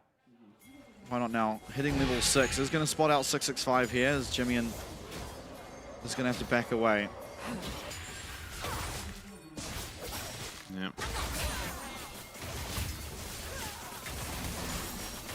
X-Flash, big moves. Unfortunately, Chelsea was on a ward that entire time. Grub's being started. Why Not's here? Does have the glacial prison. There's no flash here for Chelsea. He might just be locked down long enough. Over the wall will come Feng, though. Has the lightning crash, but he's polymorphed. Has to flash away. Slater trying to find the damage. One more wall will do it. Feng's down. Slater, can he look for another one at 665 over the wall? Why Not? Stuns him up. That's going to be a second kill for the Chiefs. And it'll be Luon who claims it. Although they wish they continue on forward with Hongshu coming up to that river first. They're not able to go down. Why Not is going to have to look for that recall, but 2 kills and the feats of warfare going the way of the Chiefs here early on. And unfortunately, Weaver's wall not leveled up by Jimmy and means that he can't come in on the tail end of that fight. But yeah, if you look, that was a bold call. Feng jumps straight into a polymorph. Glacial prison up, cleanses out, but Slater right on after him. And this is what we've come to expect from Slater. That crazy aggression, regardless of what champion he's on. And the CC comes through from Why Not to lock down 665, and Jimmy's been soloed out. Yeah, frustration, you see him. Fortunately falls. Hongshu gets himself his first of the game. 3 sacks now on his Dark Seal. Okay, so it was just greed. Oh, the chain, it's so close. Yeah, second one lands, it's a done deal. Just sticks around far too far forward, and Chelsea gonna look for maybe a route up, but no, not gonna find it. Too many minions in the way as he comes up to the plate. One in the area. Chelsea does have flash this time round though. Will be able to land that stun, of course. No ultimate available here for Why Not, so not willing to pull the trigger.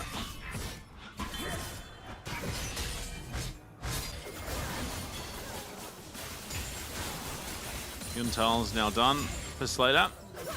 start stacking that one up, and so having a good enough time for himself that he can go that start, but unfortunately why not down here? Showing himself just a little bit means that 665 can go and get the second of those grubs. Hongshou continuing to play very aggressively. But Biopanther a little bit more beefy. Why not trying to get himself this last grub? No. Won't be able to do so. Smite's there for 665. So 3 Void Grubs picked up in its entirety for DCG as they're now 1 point away from getting themselves that Monster Slayer. So a lot of free time offered to Slater down here. Getting himself some much needed gold. Absolutely. So, not having as good a time as he would have liked. Obviously the mist helping Bio. This allows those ghouls to go on, and Hongshou not going to be all that good at dealing with them.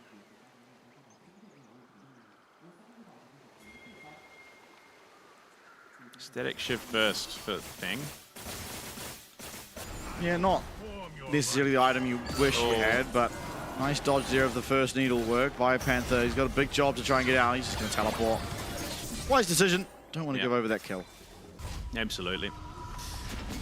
Florent TP in, Bio TP out. Luon just going to try and drag this dragon out of the pit, but it is just scouted. Oh, Jimmy. No. Oh, dodges the chain this time round. Hongshou goes back. He has no more dashes though. Flashes away.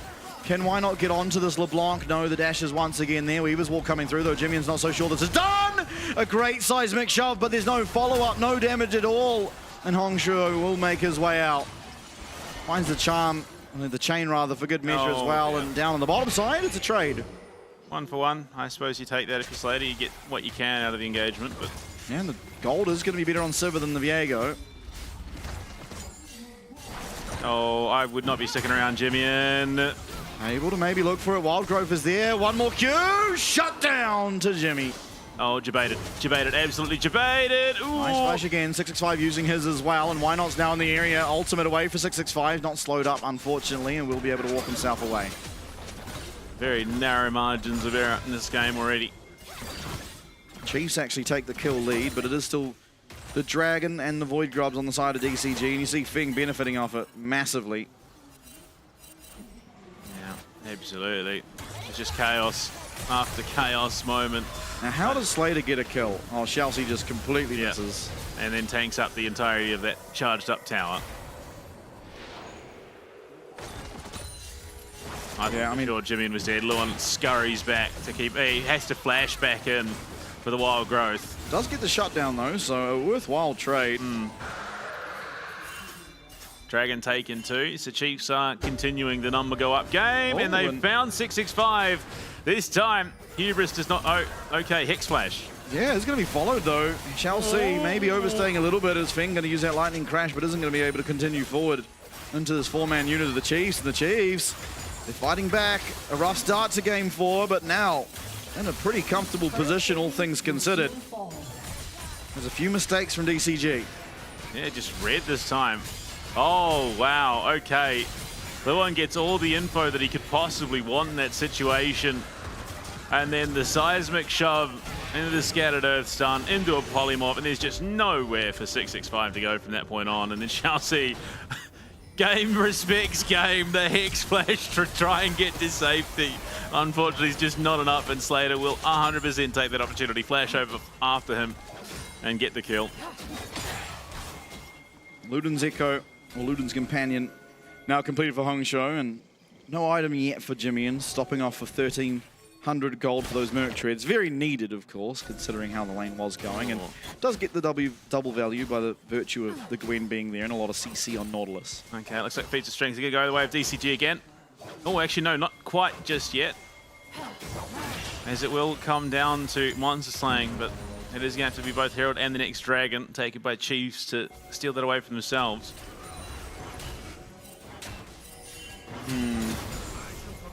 This is a little befuddling.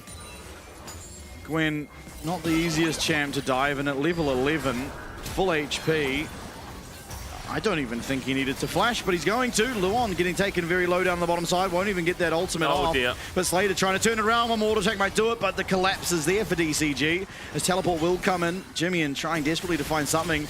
Fire Panther gets locked up by that chain, has the flash away for himself. 3v5 to do anything here for the Chiefs. The Chelsea comes around the corner, but just going to place that ward, and it will be the feats of strength confirmed with this Rift Shield going to DCG. I mean, every time it looks like Chiefs have built themselves a solid foundation to play from, DCG come and snatch it away from underneath them, proving less a foundation of solid stone and more cardboard, unfortunately.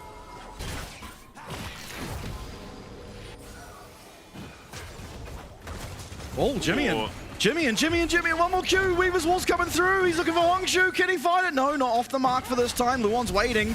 Why not over the wall? Should be able to get this kill. Brings it back to Jimmy, and killing spree now for him on the Talia.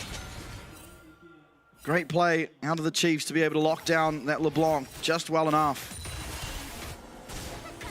Yeah, okay, just... Oh, the lollipop.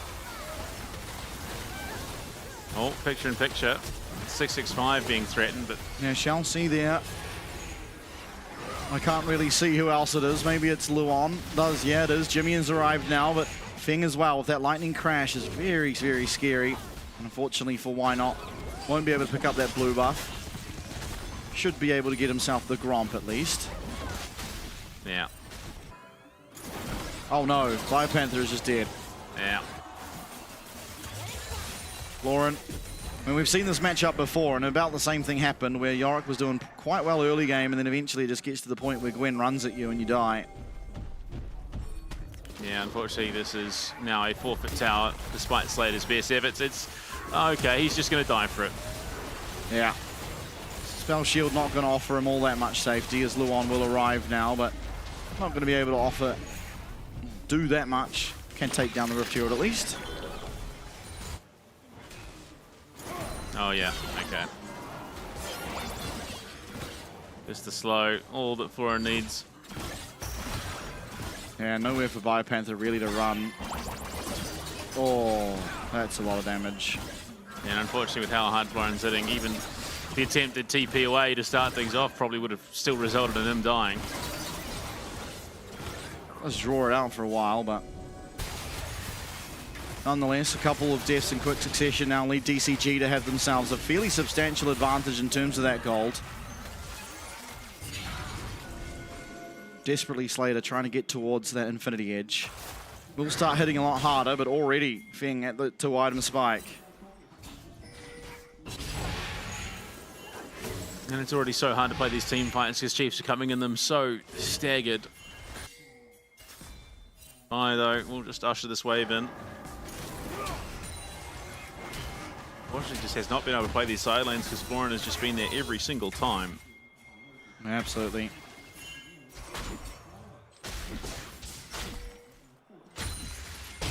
Well, it's tough. It's very, very tough. DCG will secure themselves that second dragon. Kumtek's Soul on the Rift.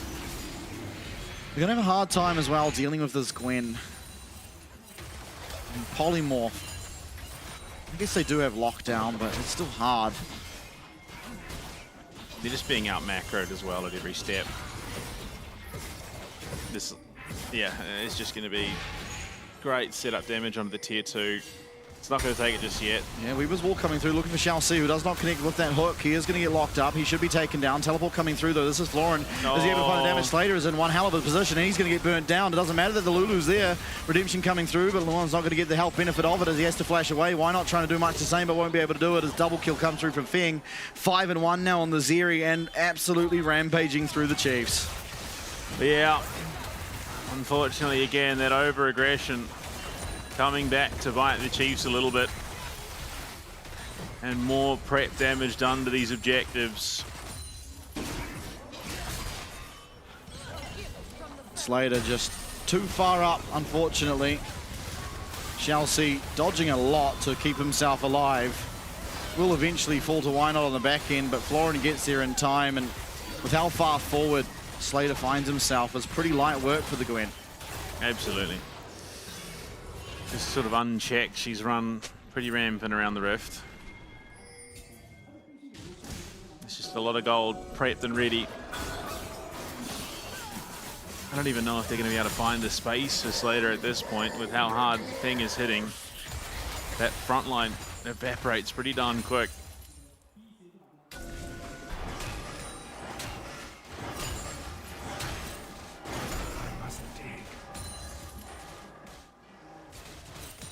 Yeah, not a lot of hope, although Infinity Edge now has been picked up by Slater and still a wee while away from any Dragon Soul win condition. It would be 8 minutes at minimum. Shoujin's done, Rylai's done. 665 just continuing to bully this poor Boar Rider. Yeah, again, the benefit of Sejuani is that you're not in desperate need, but really the problem is just how strong 665 is getting, how much easier it's going to make getting these resets for him. And oh no, Jimmy.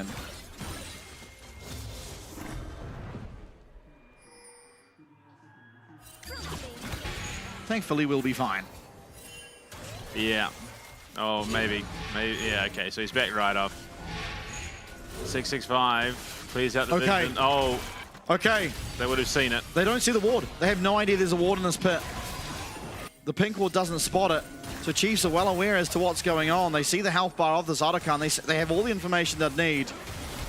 But Fing and Shao Si completely stopping them from getting in. Biopanther now trying to teleport in. Weaver's Wall's going to cut off 665 from getting into this fight, but they need to lock down Fing. They need to find an angle onto Fing. They're not able to do so, but they do get the one kill. A lot of damage coming through. Why not? He is on the board. He's not going to find the damage, but Biopanther will flash forward and do it himself. But unfortunately for the Chiefs, little to nothing will it garner, as it's going to be the Otacon going to DCG and the Ace as well.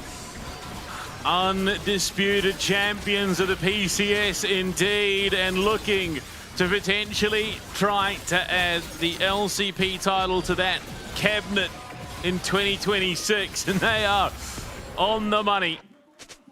22 minutes in, and they are in the driver's seat now. Well and truly, I mean, look how aggressive Fing gets. It's essentially a 3v5 to start things off. Hongshou does so much damage to Slater, and only just not with the damage to finish off those low health bars. Maybe if Slater gets them, there's an avenue in, and Biopanther, he picks himself up a big shutdown, but really, what does that matter? At this stage on the Yorick. Absolutely. They do have a lot of waves clear. Yeah. One benefit they have of the champions they've picked is if Baron hasn't gone down, they should be able to withstand. There's not really the dive. You do have to be worried about Hongshou just one-shotting someone, which admittedly he will do.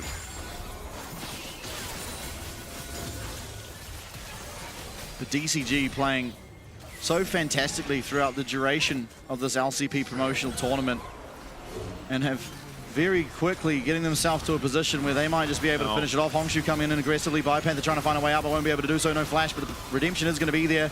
Can Slater find the damage? He is finding a lot of it, but the knockup's there. Feng's going to go down. Slater still remaining fairly untouched. It's a 2 for 2 as Biopanther somehow picks up double shutdowns. Jungler support for the bot lane duo.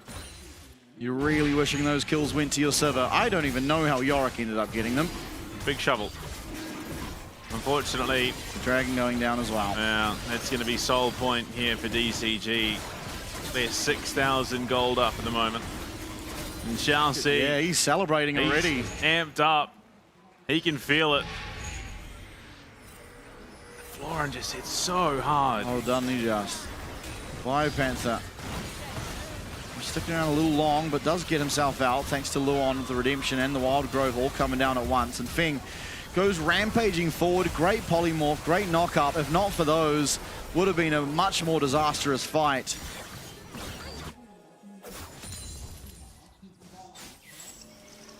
Working towards his third item now, Slater, already at his third Feng. Yeah, pretty well clear at the moment. Jark shows potentially to buy a third item, but again, a little bit too early to tell. Oh, Slater. He cannot afford to get caught. Rise and focus there for Hongshou, so crazy amount of CDR, huge amount of damage. Vision control again is just so firm on the rift for DCG. And there is that one ward that's gone unspotted again. Chiefs Luon has continuously found these little pockets where he can find just an inkling of information to allow Chiefs some knowledge as to what the movements of DCG are. Now, a 5-man unit of the Chiefs here in the middle lane trying to claim back some control over this river. Has to be so careful to the Chiefs. Any mistake from this point onwards would spell the end of the Chiefs in the LCP. And really an entire region hangs in the balance. Absolutely. Starting up now on the Baron, but yeah, not really any vision on it, unfortunately.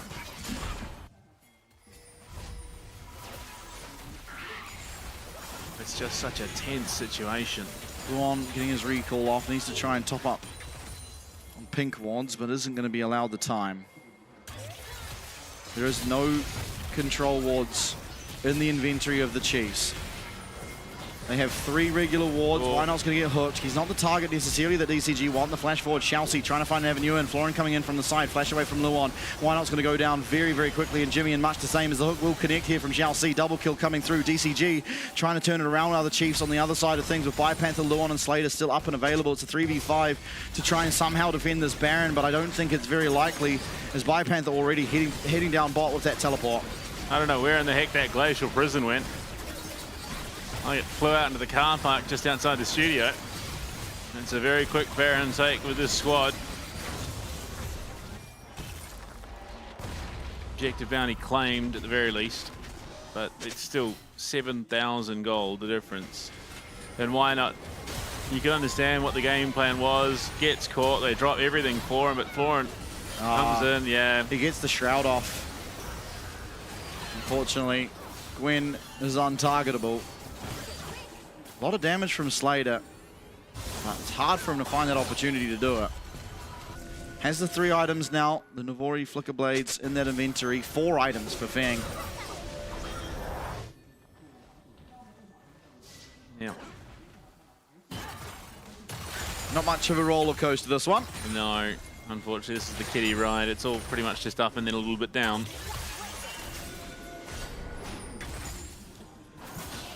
Still holding on. Dragon Soul 1 minute. Honestly, in the state of this game, I think you just give it. It's a Chemtech Soul. It's good, but it's not the be-all, end-all. Scaling is still good here for the Chiefs with that Sivir. Of course, no slouch to the Zeri. Yeah. Unfortunately, with Flash and Cleanse up, Fang, he's going to be a little bit hard to stick to. Very much so. And the Zonya's there for Florin means that he can full send in the middle and then just turn golden. And the constant lingering threat that is Hongshou. Wow. Pretty much a perfect game from this point onwards needs to be played by Slater. And even then, it just may not be enough. Yeah.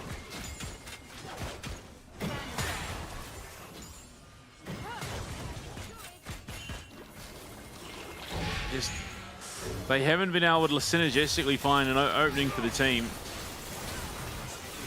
Get those abilities down together, seismic shove, follow up. Looking aggressively here, they find the ultimate, but it's onto Shao C, 665, trying to find a way in. Jimmy and flashing away, maybe Hongshou in a vulnerable position here. Doesn't have any cooldowns, but is going to get that redemption, should get the W back up as well and get back out to safety. No harm, no foul, neither one of the mid lane is going down, but it is going to cost both of their flashes. The Dragon Soul, in fact, will be picked up by DCG here. But the Baron, more or less, has been neutralized. 30 seconds left on it. Shouldn't be able to get any pushes off. So I think a good job, realistically, by the Chiefs to have withheld the push of this Baron. And I'm maybe setting up, maybe in a position to look for something, but absolutely not. In fact, now they have to be very, very worried as Chelsea's coming in. Yeah, DCG just split the difference. Allows them to collapse in and use the tail end of this Baron buff to potentially even crack the base now, and it will be. Yeah, unfortunately, Chiefs looking for something, but nothing going. They're going to lose that inhib.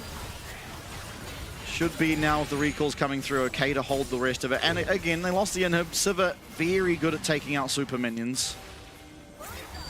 working towards getting that last whisper up. Florin going aggressively onto Why Not, does have to flash away. 665 on the flank. Jimmy's going to get that Wild Grove. Slater not able to find any room to move whatsoever. There's a flash forward from Feng. Feng's trying to do it himself. He goes on in. He's going to get that shield bow popped. And Slater and the rest of the Chiefs will live to tell another tale.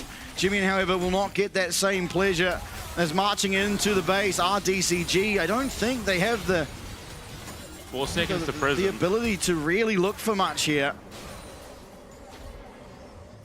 Yeah. Flash used by Feng. They don't find anything off the back of it. So another important cooldown. Slater does lose the ghost, but keeps hold of his flash. Again, just toying the line between elation and disaster. Why Not just melts in the face of it, and as a result, Jimmy and then gets caught off the backside. And DCG's ability to turn these openings on a dime is truly terrifying.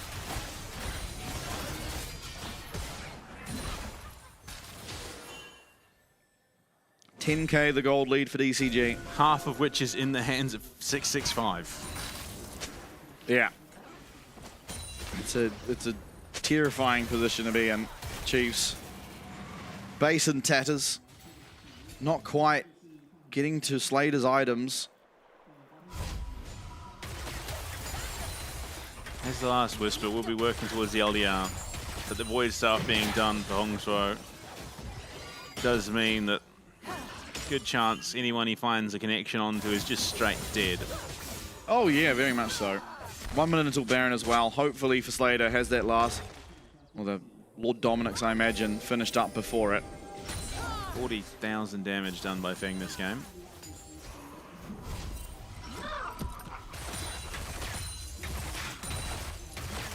Yeah, great gameplay, great series from Feng. Great tournament.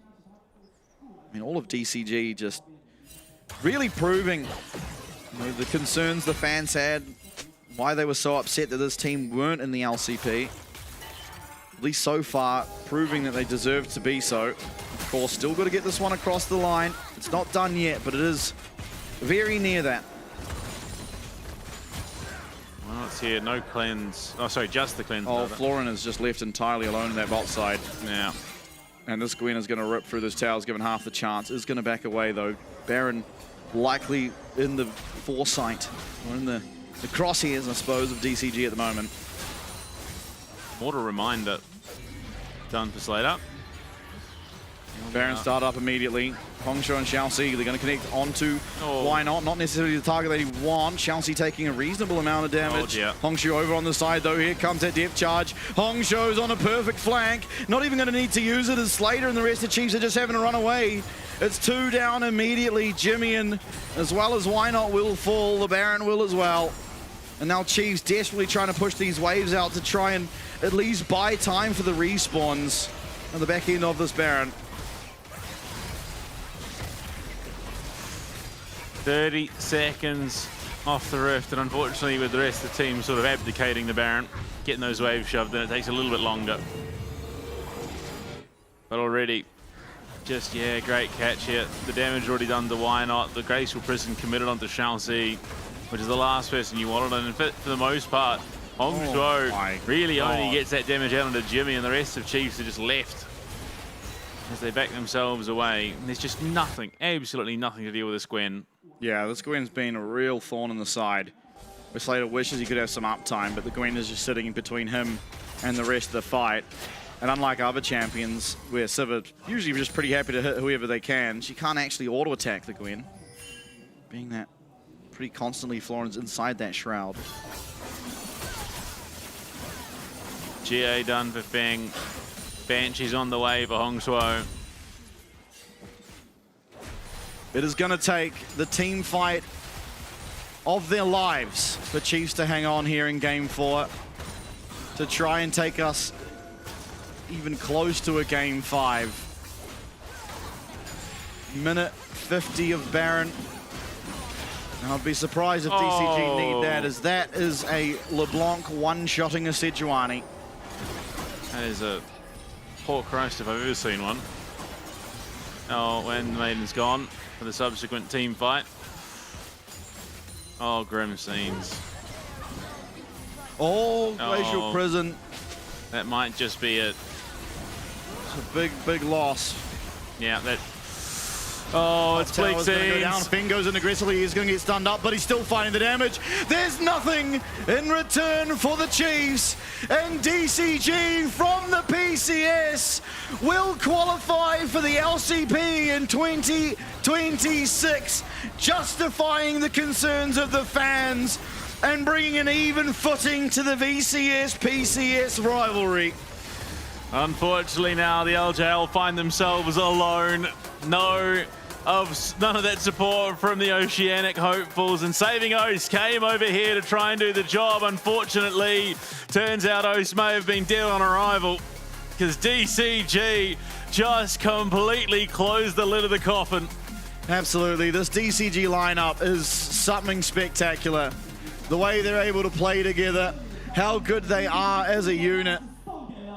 Unfortunately for the Chiefs, that will end their run here in the LCP. And if they ever want to get back, compete back in the arena, it's going to take 2027. Yeah. Jeepers. Yeah. But it's a year of prep time. And look what it means to the fans. There are tears in the crowd. Elation. Absolutely for the DCG. They really are. Until recently, where CFO have just started absolutely popping off, they were the fan favorites of the PCS. At the back end of 2024, there was no argument. And the last time, not just for this year, but for the foreseeable future, Oceania takes a bow in the LCP arena as they are done with their stint here. A lot of tears. Elation for DCG. It's a cool hand sign. I don't know what it means, but it's cool. Couldn't tell you. The maid out there, 665. Maybe that was the strat. The maid's here to take out the trash. Yeah, very possibly. Very possibly. Hongshuo pulling out the LeBlanc in game 4. Phenomenal performance. Oh, dear. Driver may have some competition. And Taki. Or maybe not Taki. No. That guy's got. I don't know. We only got a taste. We only got a taste. That's true. 2026 is a new year. A lot of time to learn some new dances. That's true. Fing. I mean, what a tournament from this guy. Oh, this guy is just crazy. Far and beyond the best performing AD carry, and I don't think there's even an argument. Which does make it all the more impressive that Austerity to take it. Yeah. So I think a lot of hope for the minor regions, and yeah, look, understandably a very muted Why Not and Chiefs as a whole after their season and stint here comes to an end. Yeah, it has been an unfortunate year for the Chiefs, but the greater Oceanic region, who many throughout, I mean, from season kickoff really until right now. 58,000 damage. Yeah, it's a rough one. It's a rough one. I mean, they had their opportunities, unfortunately, the Chiefs, many a time throughout the season. Time and time again were they on the brink of winning and could never quite get it done. And once again here, despite it being a best of 5, only getting that one win, which we've come so used to feeling. Yeah, unfortunately, it's crazy to think that a single best of 3 win at the tail end of the season finals might have been the difference maker between us even being here. Yeah. And I mean, yeah, it is going to be hard to call who gets the MVP here, especially given that there's a Jibian highlight. Yeah, we won this fight. Yeah. But Hongshuo... It has to be Hongshuo, yeah. I think, ultimately. I mean, Fing, I don't know, actually. No, Hongshuo is the one that then still finds a kill off the back of it. Yeah, Hongshuo cleans this one up, but I am shocked that it's not going to be Fing picking it up with just... I'm also shocked that this is the clip that was chosen for MVP, and it's such a dragged-out clip. Yeah. Hongshuo, yeah. He's such a nice edge this whole time. Yeah, and then Hongshuo in his MVP clip is about to die anyway. He gets his one on the bio, but yeah, I could have taken a number of other clips where he could have got it, but I think it's the first MVP clip we've had where the MVP then dies. Yeah, and Hongshuo will pick it up for himself. Honestly, I mean, yeah, you spoil it for choice. Really, Realistically, yeah. You could pretty much choose any of their players and you'd find a reason to justify it. They were just playing so well together. And again, from the very onset of this promotion tournament until very much now, they've played as a 5-man unit and they were the best team in this tournament. Oh, easily. I mean, you drop a single game through the entire run and just looked dominant from start to finish. This does make for an interesting shake-up going into the 2026 season because, well, you look at the likes of Team Secret Wales, who, again, have looked really good on the tail end of the year. The likes of GARM, who have had their moments. A team like DCG is going to make this even harder for the VCS to shine. Yeah, absolutely. I mean, game starts off reasonably okay, but, I mean, there's a big difference between a Sejuani getting a kill and then the Gwen who then picks up a kill, plus able to secure himself that double buff, of course. Yeah, I mean, it was definitely a game of ups and downs. Unfortunately, the one that was continuously going up was Feng. Yeah, I mean, there's just constant looks in, but unfortunately, not able to capitalize in the end. I still think that's so funny. Xiaozi with the Hex Flash tech over the wall. Yeah, not his best play. And it's this Nautilus champ. I mean, Luon, a little bit hard done by the fact that somehow hits him. Yeah. Hongshu though comes flying in. The lollipop. Bit of a done deal. And yeah, Gwen, there was just really no answer to it either, unfortunately, this game. And the whole point of Yorick, as he goes and plays those side lanes, draws all that attention away. I think that realistically, this game, you would have rather the Renekton being played. Oh, it's gone. Yeah, unfortunately. If you could switch the Gwen, realistically, they lose that game anyway, so yeah. Actually, yeah, I don't know. It was a rough game for Bio, for sure. Yeah, I mean, ultimately, there's always going to be a lot to look at, right? That is just the nature of it, and unfortunately, that has been the nature of the year. I think, honestly, though, there are definitely highlights. I mean, Biopanther for this entire series as well played out of his mind. Yeah. Realistically, he was playing on the tanks for the majority. Yeah, I mean, Yorick, not necessarily a tank, so to speak, but I mean, really the only hope for the team in Game 1 was that Cassante. The Ornn in Game 3 was lights out kind of performance. And that kind of was the story of Biopanther's entire year, was just how well he was playing. And unfortunately, again, you get down to it, and I think Biopanther, realistically here on the Yorick, had a perfectly good game for himself. Maybe made one mistake getting caught by the Gwen, but unfortunately it's just the team seemingly not functioning as well around these carry or damage-dealing top laners as they do around the tanks. Yeah, unfortunately, it's going to be 12 months before we get to see something like this again occur for the Oceanic hopefuls, whether that is under the Chiefs banner, who knows? Absolutely. At this stage, 12 months is a long time in esports. Of course, on your screen there, today's results, it was the Chiefs going down to DCG 3-1. DCG now promoting to the LCP for 2026. But before we go, I think we just have to give credit to the man from Oceania who has stuck it out throughout that entire year.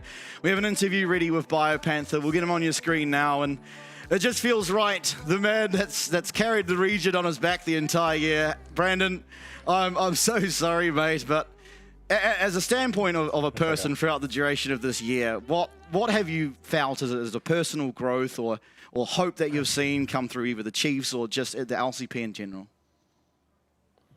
I think we just made really good steps to becoming a better team in general, but I think that, like, personally, I can not regret this year, and I feel like I performed at my level or even past that, and I feel like I played really well.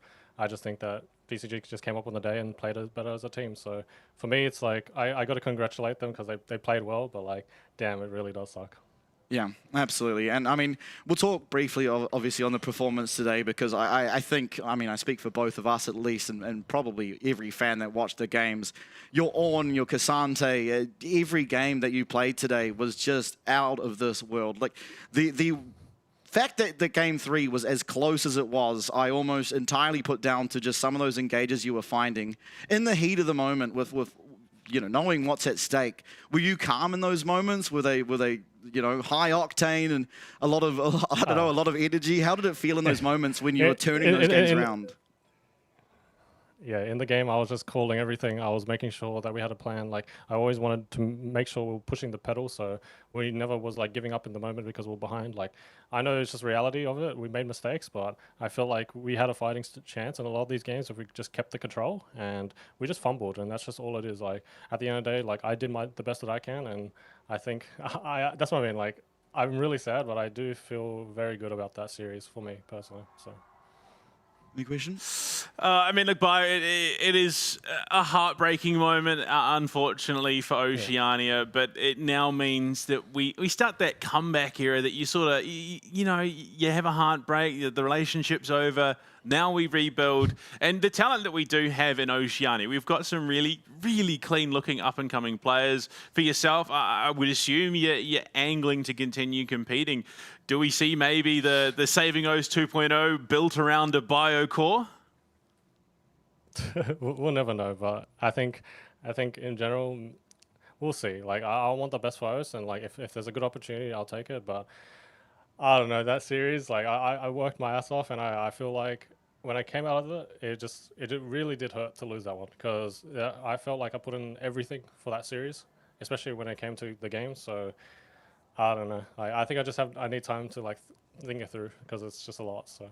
Yeah, for sure. I mean, you're fresh off a lot of emotions, of course. And I mean, I speak for all of Oceania. We're watching you throughout this year, watching the Chiefs as a whole, but in particular you, which, you know, you're our Oceanic representative that stuck it out from beginning to end. We've seen tremendous growth. I mean, you started this season looking phenomenal already. To come to this series and look as good as you did on tanks that, I mean, well, yes, of course you can carry on the tanks. You were putting in much more work than ever should be expected of many people. And I think I can only thank you for the efforts you've put in for this team, for the region. And I really hope more than anything that if there's anything in OS next year that we do get to see Brandon Brown up there in the top lane representing us, because I think there is no one better to do it in our entire region. No, I appreciate that, and thank you. And I want to appreciate everyone that followed me in this journey. I know it was rough, especially, and it's very disappointing for the Chiefs and just Australia in general. But I hope everyone just saw us putting the best foot forward on all my team and just support us wherever we go. So. Absolutely. And before we let you get away and you know, think things over, maybe have a nice meal over in Taipei, do you have anyone you'd like to shout out, any of the fans, some thank yous or what have you? I want to shout out my family. I want to shout out Denise. I want to shout out everyone that just keeps supporting me. My brother, just everyone, all the support. Like I did what I did tonight for you guys, especially for Australia and OS. I came here wanting the best for us, and I did everything I think I could. I personally came out of the series just playing well, and that's all I can give. So at the end of the day, I just hope that you could see that. So I did everything I could. Yeah, absolutely. I think everyone certainly saw the performance you put on, and much love to you, Biopanther or Brandon. It's honestly always been a pleasure interacting with you in any regard. It's been a pleasure watching you, and again, enjoy the rest of your time over there in Taipei. Enjoy your time when you come back to Australia, and again, hope to see you next year. Thank you so much. Oh, it's sad. It's sad. I started tearing up at the beginning of that, and then I managed to get some composure. But it is heartbreaking. It is heartbreaking for him. Of course, we didn't really get the opportunity, largely due to language, to discuss it with the likes of Jimmy and Luon, who, alongside Biopanther, were there for the entirety of the year. It can't be easy on them. I mean, we saw it at the end of MSI, the end of the regular season, just the emotion and everything. But I mean, those three, and especially Bio, really embody the Oceanic spirit, which is you absolutely leave everything on the field. You put in your blood, sweat, and tears until there is literally nothing left to give. And you can see it. He is exhausted emotionally, physically, mentally. He put everything he possibly could into that series, gave absolutely everything he could. And unfortunately, sometimes it just is not enough at the end of the day. And I mean, to carry the flag the way he has this year, you cannot do anything but respect it. No, absolutely. I think all respect to everyone who has competed on the Chiefs for the duration of this year. Biopanther, Zoranus, you've got Mir, Husha, Why Not, Jimmy, Libas, Violet, Slater, and then of course Luon in that bottom lane. You've got Poltron and Ceres, of course, coming in that coaching role. I think it's been a pleasure to watch them. It's been heartbreaking for the majority of the time how close they came time and time again, but unfortunately, such is the way of life. You're not always going to be rewarded with that gratification at the end, but it has been a pleasure to watch them, and I hope everyone as well has enjoyed watching their journey. And obviously, before we sign off, it's not all doom and gloom. We have to congratulate DCG because, again, while we here at the English Cast want to see the best from Oceania, we're from Oceania. They are the fan favorites over in Taipei. They are the PCS fan favorites. They were last year, maybe now at CFO with how they're performing, but the region is going to look very, very strong with DCG in it. It's going to be another competitor up in that VCS, PCS head-to-head, which is, I mean, those are the most exciting games. Yeah, and I mean, I think as well for the Oceanic fan base and the Oceanic community, I want to put this message out there that this is not the end. This is not Oceania. We are not done, and we have always been a region that has fought far and above away beyond what we always should have. Yeah. And this should be taken not as the end, but as an invitation for us as a region, for our community, our players to really step up and take it into next year. Put in that work, put in that prep to make sure that by the time the promotion relegation tournament comes around, we are the likes of DSG. The Oceanic representative, the one is that storms through and absolutely dumpsters the competition, because we're never a region that has taken this sort of thing lying down. Absolutely, and I can personally give my guarantee that, I mean, I've committed a lot to this region. I will continue to commit a lot to this region. I think next year, the storyline of an OCE team having a run like DCG would just have echoes around the world, and I'm sure yourself as well, will dedicate myself to make sure I can do anything possible to help this region. But ladies and gentlemen, that does do us for tonight. We've still got another night of games, of course, tomorrow with the VCS. It's Dino going up against the Vikings. It's going to be an interesting one. Some roster swaps coming through. Thank you so much once again from joining us. I'm sorry to all the Oceanic fans. Congratulations to all the DCG fans, but we will see you all tomorrow.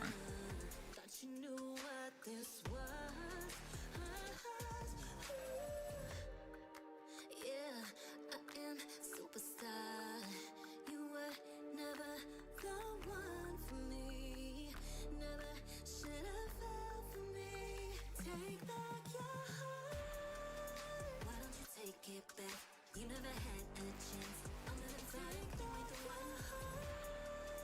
Call it a savage love, just till I had it.